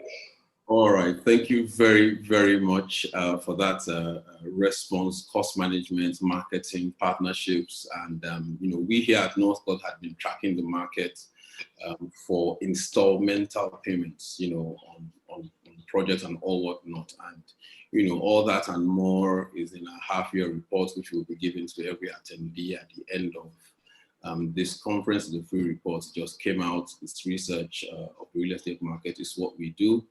So thank you very much once again. And while you were giving us that, our Woman of the Year stepped into the building. So congratulations and thank you. Welcome. Apologies again. Apologies for having to kind of sneak in. Like we all know, our session was running slightly late, and I'd arranged my schedule accordingly. But I had to just quickly take another call and then join you. Hopefully we're still on. So thank you again for the... Thank you so much for making it to... I'm humbled. So I know we had spoken earlier on in the year, and a certain building was launched, and a second one is on the way. So clearly, you've been very busy. So it seems you hacked how to develop properties of a certain standard, in Lagos. And as we heard from our previous speaker, Mr. Ademayowa, managing costs is a very integral part to that. Now, before you came in, Mr. Nweke has spoken to us about the dearth of local supply of construction. Okay. All of that together to ask you this question. What, in your view, are the cost-effective strategies that can be used to develop properties now, despite the effects of the pandemic and this inability to import raw materials? Okay, I apologize again because I must have missed some of the valid points that were made by other panelists. And pardon me if I'm having to repeat something that was said earlier on. And the effects of the pandemic. I think many of us sitting here must have felt the effect when we had the lockdown. Not just the lockdown in the country, it also affected, like in this case, the pandemic has been global. It's a disruption that has affected the entire world. So we're not alone, and we'll get through this together. And so back to your question about building materials and what you also mentioned before you actually went to the point about what other panelists had said. The ideal solution would be for us as a country to be self-sustainable. That means for us to be able to produce our own building materials. That would be the ideal solution, but that is not the case. But I think going through what we've gone through in the last few months has taught everybody a lesson. And we also now drive home the real need to actually begin to depend on our local skills as well as materials. Because if you think about it, when the pandemic started and some of our experts, contractors actually went away because of the lockdown of the airspace, they couldn't come back. So we actually started thinking, if we had our own people, then they will be locked in with us. We won't be waiting for airspaces to open for them to come back. And same thing with the materials, because most of the international factories were shut down. The ports were also affected. We couldn't get these things in. But then again, the country was also shut down during that period and construction sites were shut down. But then we had to now, after everything opened up, we had to start now waiting for these materials to come in. So that was a huge delay.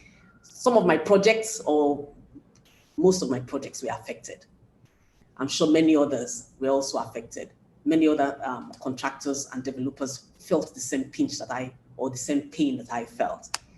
So you can't take away the fact that we as a country must begin to start looking inwards to ensure that at least some of our materials are produced or manufactured here.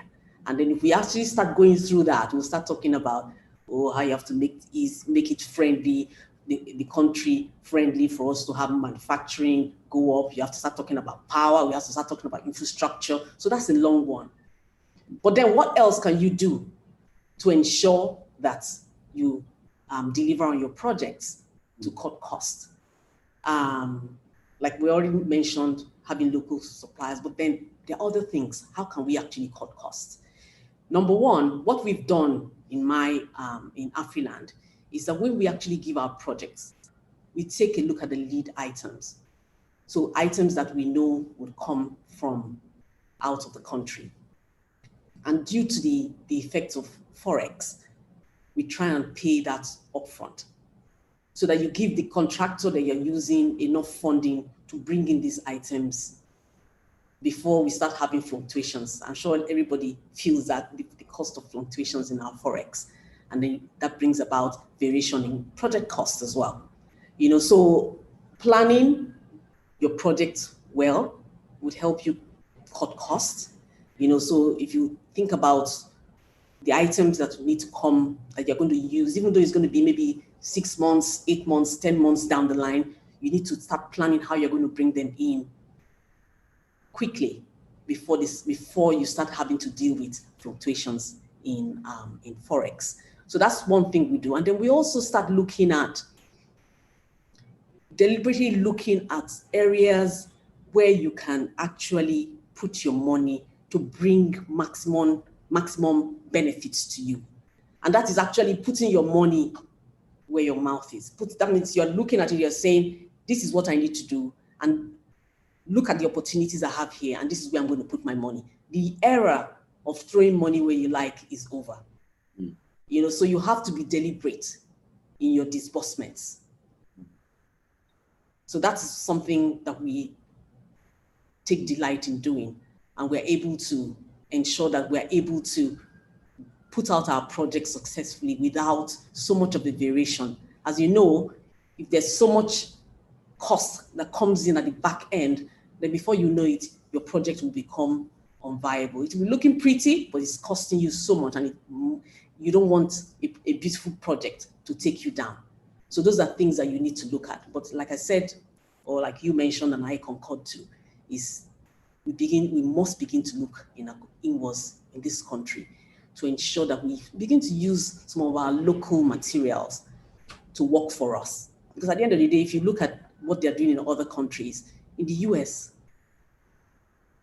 sometimes we look at it and we laugh, we say, why do they build with so much wood? But they're using what they have readily available. So we have to start questioning the kind of materials we use. Are there other substitutes that we as Nigerians can actually begin to use to produce the end result and the end product for us? So that's an area that we must begin to concentrate upon in this country. Thank you very, very much. I mean, I wish we had just a little more time. I'd have loved to probe, deeper into that response. It's a very solid response in my view. So we'll just go through one more round of questions as quickly as we can, and then we will round up. I'll go to you, Mr. Aliyu. As your final question today, what do you think are the 3 lessons developers can learn from the whole pandemic situation? What are the 3 lessons you think developers need to learn? Well, I think the first and most obvious one, I'd say, is that things can change abruptly. Mm-hmm. Real estate is an investment that takes a lot of time. When you put money in a project, you have to envisage this money being into something for 2-3 years or longer. And you don't have a crystal ball where you can see the end of that road. And so what this teaches is, things can change abruptly. And so whatever you need to do as far as mitigating risk, whether in initiating a project or a project that's existing, you have to ensure that, you do that. And there are a number of things, right down to the type of projects you do at a moment like this, can help you mitigate, the risk that is within the operating environment. So I think the most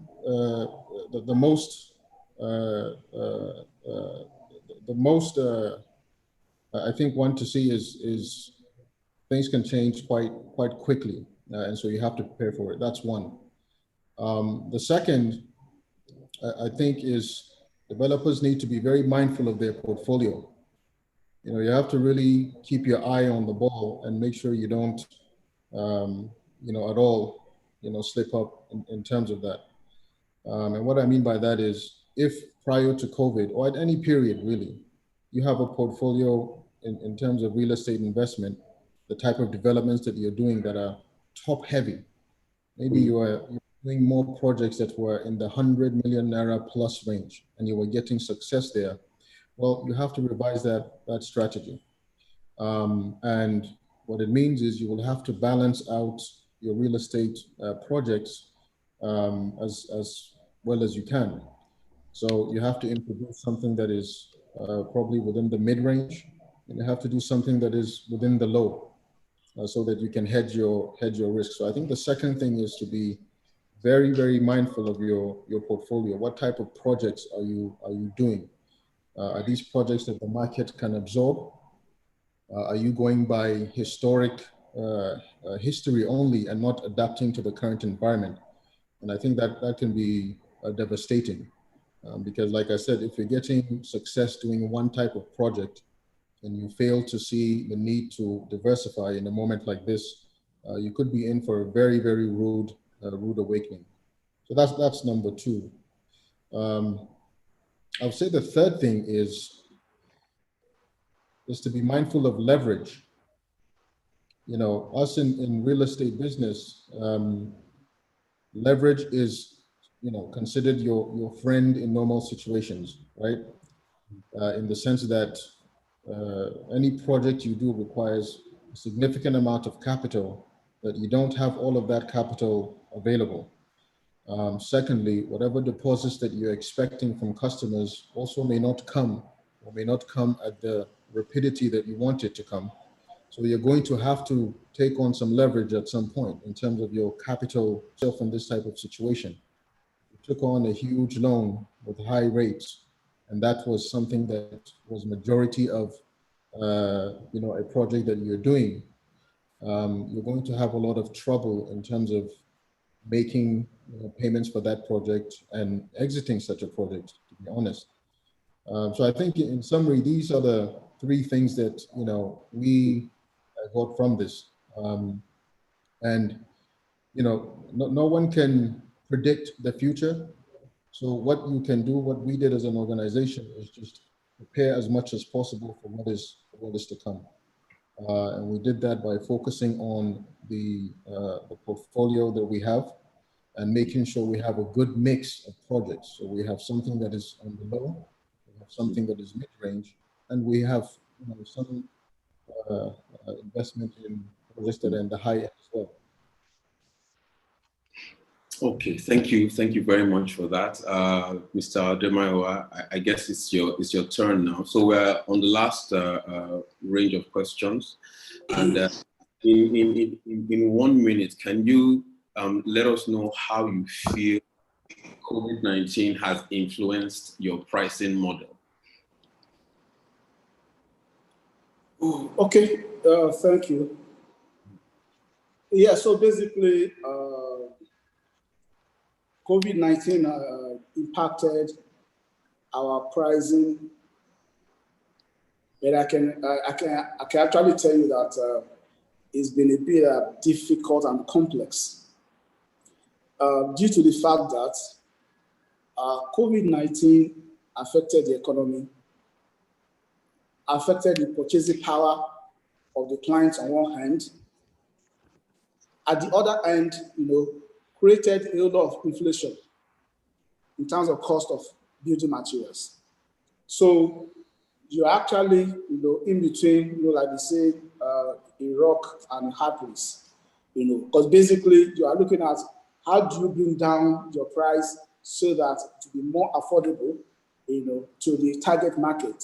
But at the same time, you need to put into consideration the cost of, you know, buying building materials, you know, from the market. So like I said, it's actually been very difficult. So like I said earlier, we looked at, we did some R&D, and part of what we discovered was that we had to find a way of bringing down our prices.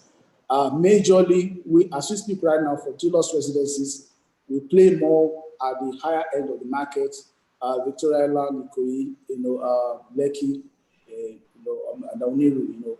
So what we have come up with is to look at how we can, you know, come up with some products, maybe outside these places I've mentioned, that will actually be a bit affordable, you know, to the teeming masses, really. So right now we are looking outside of this core Lagos, I mean, core metropolis. Right now we are looking at even going to probably the Lekki, and there's a project we're actually also working on the Lagos-Ibadan Expressway, very close to Julubega, you know. And our belief is that based on the work that the Federal Ministry of Works is doing on Lagos-Ibadan Expressway, that is just about 5 minutes drive from Julubega, you know, to the site. So I think for us, those are the areas we'll be able to look at bringing down the prices, of our products. But in terms of probably the existing products that we have, trying to bring down the price may actually make them shoot himself or herself in the foot. So it's been difficult doing that. But like I said, in terms of product differentiation, be able to do that, introduce some lesser priced products to the market. Thank you. Well said, well said. And so our final question, at least for this session, goes to Mrs. Oshogwe. If anyone looks at the last projects you've done, you've been very bullish on the office markets, and the rest of us are wondering which crystal ball, because Mr. Aliyu has referred to a crystal ball like twice, so there's probably one you have that we don't have. What are your thoughts on the recovery of the office real estate markets? What is required and how long do you think it's going to take? How long is a piece of string, Ayo? Okay. Anyway, with the COVID has come with the lingo of social distancing, right? So physical distancing has changed the way we work, the way we live, the way we play. So for us, because we're now beginning to look at the impact of COVID and the new buzzword of remote working, this between March and now August, if you think about it, how many months? We have now, as a people, we have now realized that you really don't need this huge office space that people keep hankering for, because you can perform just as well in your house. So what does that mean for us? It means that the demand for commercial spaces, office spaces, has gone down. But then you can always, as a developer, you can bring other things to the table. We have to begin to think smart, building smart. So you're going to have to develop buildings that will begin to take into consideration the new ways of working. So even though they're not going to ask for big spaces, they're going to ask for small but functional spaces. So that's where you need to now play. We have to we have to change our mindset. It's not just, the days, I remember attending a program that you did that says, build and they will come. I don't know if you recall. Now, if you build, they would not come. Now you have to build to meet the needs of the client. Sometimes you as a developer needs to even let them know what they need. Sometimes, when you talk to developers, what are your requirements?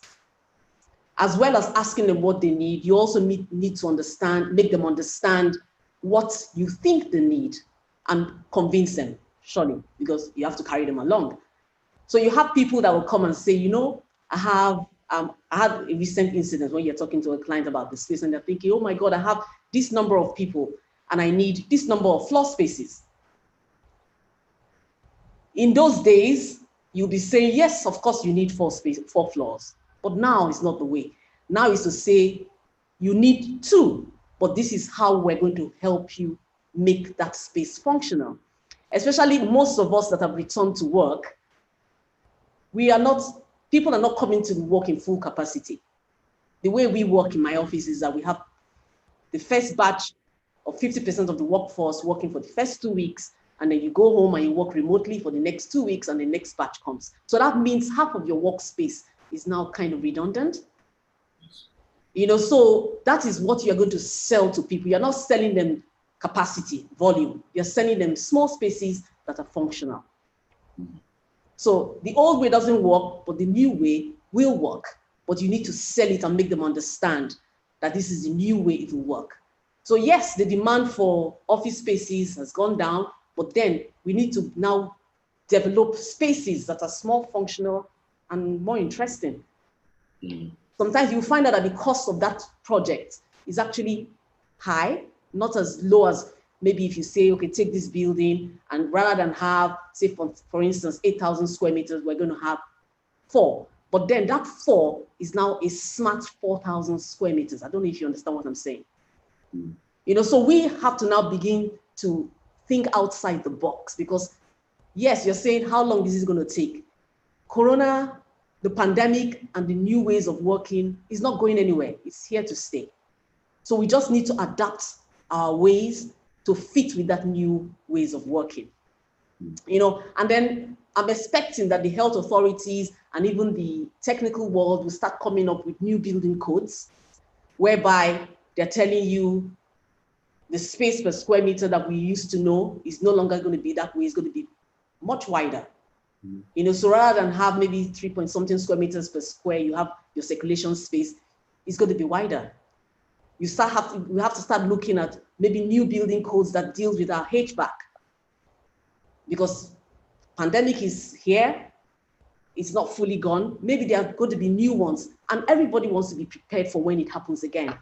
So we have to start looking at our air conditioning system, whereby you are able to have the air conditioner, you're going to be able to circulate fresh air, because we have buildings. You know, when they talked about when you have preparing people, your return to work protocol, if you have ACs, make sure you throw windows open. How many offices have windows? Sometimes they're concealed with cladding.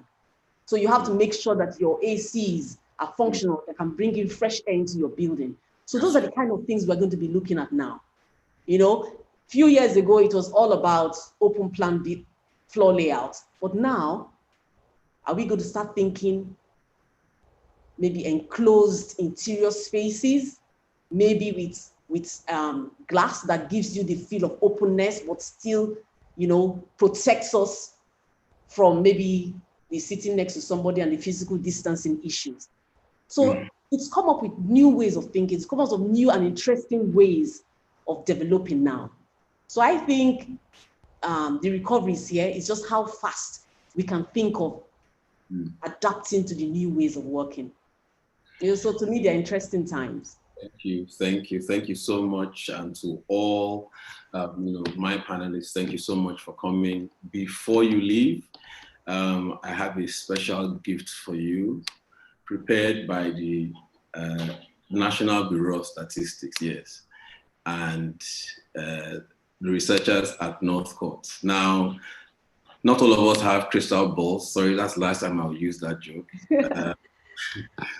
But what are your projections as regards the recovery? You can just give us a letter. There are 4 options, and we will let you know if you won our. Are we expecting a V shape? Are we expecting an L shape? Are we expecting a U shape? Now, before I put in the last one, the man who went to the best university in Nigeria, you are going first, so just get ready. And we're expecting a W shape. You know, I was just looking at you. So, do you want time, or how do we do this? Who wants to go first? Our man from the best university in Nigeria. 1 letter, no explanation. 1 letter, that's all. V, L, W, that's all. You. You're sure you don't want to phone a friend? You don't want to ask the audience? 50-50. So you're going with for me, it's between you and... No. One. You said you, and we said Can I give a bit of analysis and answer? Analysis, just one alphabet, one. Okay, I think... So to our woman of the year, to our woman of I think you who came in when you and turned the entire conversation around.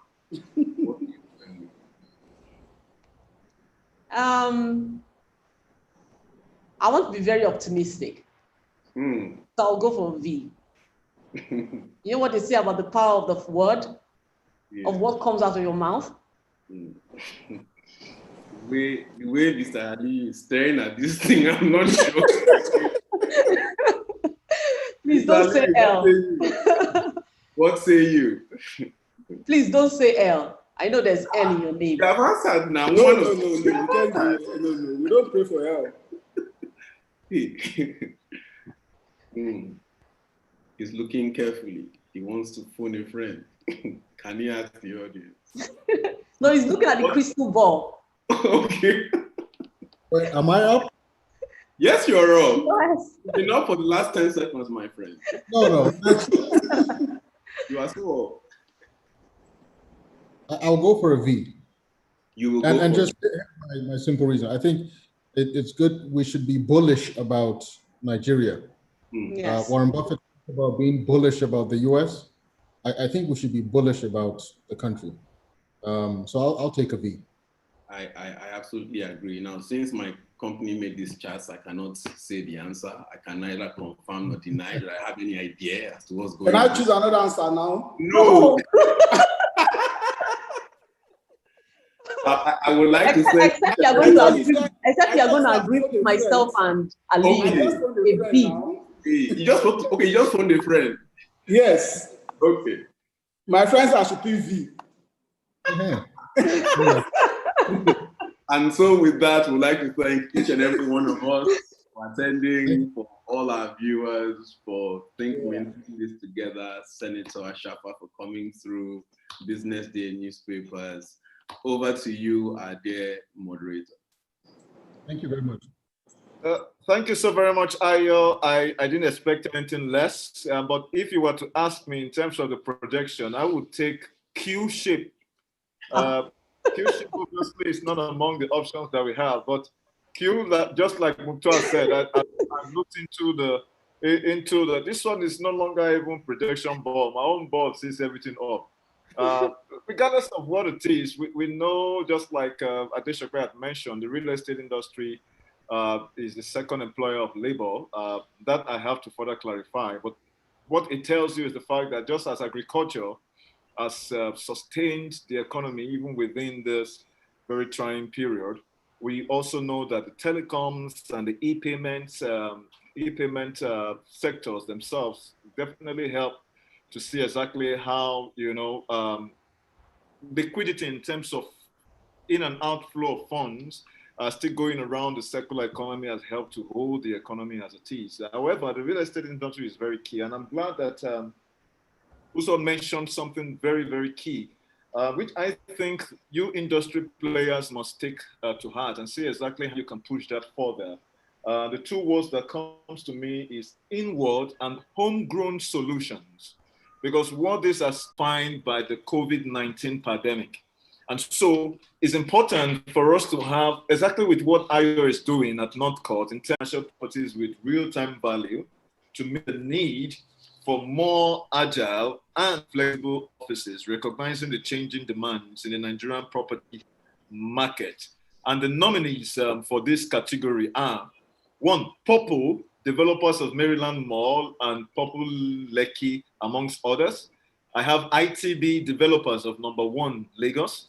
And we have Construction and Kaiser, developer of various commercial and residential buildings. And the winner, please, Ayo, can you kindly announce who the winner is? The winner of this award goes to Purple Capital, developers of Maryland Mall.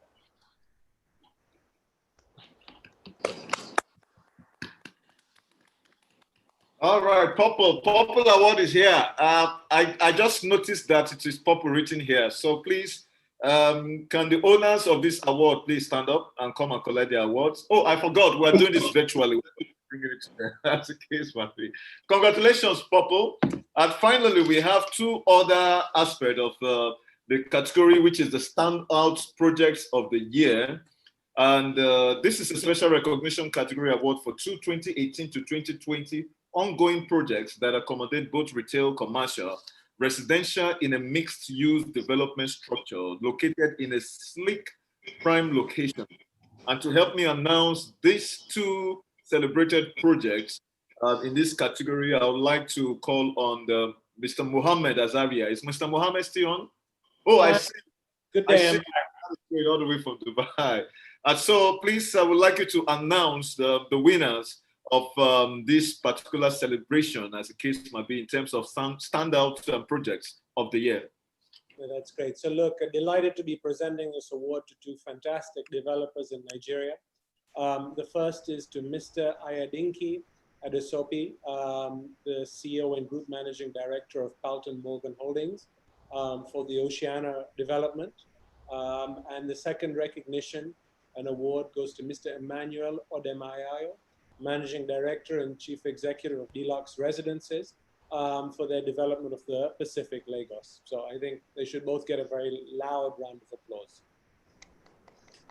Oh, thank you very much. That is great. I have that here. That's the two.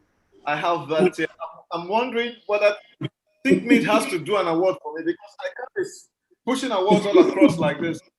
At the end of the day, we still have to, because we are doing a lot of mouth building in the real estate industry. It doesn't come as easy as it is. Thank you very much, Mohammed. So that goes to Oceania and the Pacific, all in Lagos. Thank you so very much. But before we wrap up this session, I have one quick question, and I think my technical team should have sent that to Ayo, and for Ayo to please, as a way of still wrapping up today's event, to ask the panelists, and briefly for 30 seconds thereabout, we can use that to close as the case is. So do I have that sent to you? Ayo, please check your chat. You basically see the question. Yes, I do. So the first question talks about, can we say that COVID-19 will affect the time of delivery of real estate projects and possibly impact on the cost of development? I believe that was answered, but does anybody want to pick that up? I think Mr. Shokwe answered that. And I think even Mr. Ali, you answered that. Okay. Okay. So I think there are two questions. Yes. The second one says, how can civil servants maximally take advantage of the National Housing Fund to own their houses in Nigeria? I don't know, that looks like a Mr. Liu question. Do you want to take a stab at that? Okay, the question is, how can civil servants maximize by taking mortgages? Yeah, from National Housing Fund, yes. Well, from what I know, there's been a significant increase in terms of the contributions into the NHF. And this, of course, also helps in terms of capitalizing the other entities that provide mortgages. So for instance, the FMBN, the mortgage refinance company, etc. I think that the simple answer is the more contributions are made, at least in principle, the more that this money sort of round trips and it comes back to where people can access it. Now, the Federal Mortgage Bank in its current iteration, I think, is doing a very solid job. They've been really putting a lot of policies to make things easier as far as processing mortgages. We're still not there, but it's better than what it was before. Same thing with mortgage, refinance company, and also FHFL. All of these organs are set up in order to be able to collect and so that people can access mortgages. And if we do that continuously on a year in, year out basis, we're going to see significant improvement. On a per capita basis, Nigeria is obviously much lower than some of the other countries that we're being compared to, which is why you see the figures looking very skewed when you compare it to South Africa in terms of mortgage proliferation. South Africa has a per capita income of about, I think, $28,000, I think. We have a per capita income of just around 2,500, if I'm not mistaken. So this is going to take time to build. And like I said, on a year in, year out basis, as more people contribute, the more that they can, in principle, access these loans. There was an analysis done by the CBN, and I think this is poignant. It's not just about making the contributions, right? But incomes need to rise as well, commensurate with how these contributions are being made.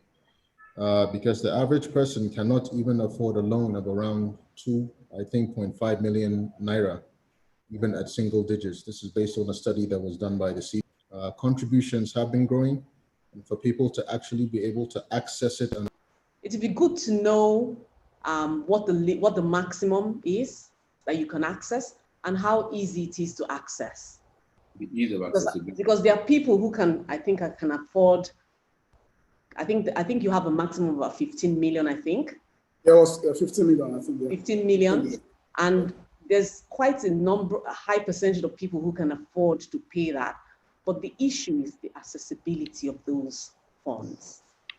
Because like we said, like you rightfully mentioned, the potential is huge. Because if you look at the percentage of people who have access to mortgages in this country is about, I think, just about 25%. And when you compare this to Kenya, Kenya is about 75%. You know, it's not that people don't want to take it, it's that people cannot even access it.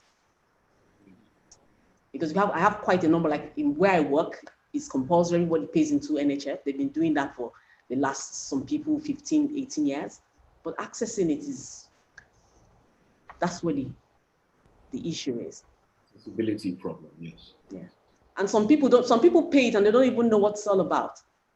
So sensitizing people is another issue. It's like, I'm paying this money, how can I access it? Mm-hmm. So there's, like you mentioned, a lot has been done, a lot more needs to be done. Would you say, pardon me, Ayo, would you say in comparison, even with the Nigerian pension funds, are there lessons from that can be adopted, especially in regards with the mortgage and of course accessibility as well? There are a few lessons because the Nigerian pension fund is further along the road and they are willing to take on a few more risks. But to all intents and purposes, there's a lot of work that has to be done on the Nigerian pension. I mean, you heard what Mr. Shopper said. So people have been paying, this thing is deducted from source, and accessibility is usually a challenge. So I know some steps have been taken to what needs to be done, and when you finally do access it, what kinds of houses can you actually buy? So while we are running around, you know, dealing with accessibility, the types of houses that we can buy are changing. Let me use that word. Excuse me. Sorry. Pardon me, I guess that must have been what Ayo had said in terms of the kinds of houses that can actually be assessed with. But I think it's a point the industry has to also look at and see it, because that's a very salient point to raise. If there are models we can actually pick up and then we're able to adopt that within our own unique environment, that itself can actually be some form of homegrown solutions. Kenya, 75% or thereabout. That means home ownership rate is 75%, while we are at 25%. And if you look at the population, we are huge. So we have a very long way to go, as a matter of fact. I'm very sure the organizers, Thinkmint Nigeria will, and of course with the media partner business, we will definitely take this highlight back to the different, especially with the government, because it has to also deal with policies and ensuring that we are creating an enabling environment and making sure that at least the per capita income of the average Nigerian is something that can actually help the real estate industry thrive. You know, it's important because it's a win-win circular affair, as the case might be. One hand has to feed the other, and then there is a balance that is created at the end of the day. So it means we have a lot of work to do. Gentlemen and lady, we want to say a big thank you, Ayo. I want to say a big thank you to you, Mr. Emmanuel, from the best university in the world. People like Ayo might not like that, but it's their own cup of tea. Thank you very much, Madam Musa. Congratulations for being the real estate woman of the year. Of course, my very good friend, Mr. Mukhtar Aliu. It's always good to see you. And you're not smiling too much this year. I don't understand. I think it has to do with the COVID. Not to worry. From next year, the smiles will be broader. Okay. And Chedu Nweke, obviously, I think he must have gone ahead to join. My name remains Stephen. We are here on behalf of the industry as well as the delegates and participants. And I want to say a big thank you to all the delegates and participants all over the world and in the country, those who are hooked up on Facebook Live, of course on Facebook, as well as YouTube and Instagram, as the different other social media platforms, and Zoom. Certainly, I want to say a big thank you on behalf of the organizer, Thinkmint Nigeria, and of course with Media Partner Business Day for being with us to this time. And then hopefully tomorrow is going to be better than today. Thank you very much and congratulations for a successful day one. See you tomorrow. Bye-bye for now. Thank you. Thank you.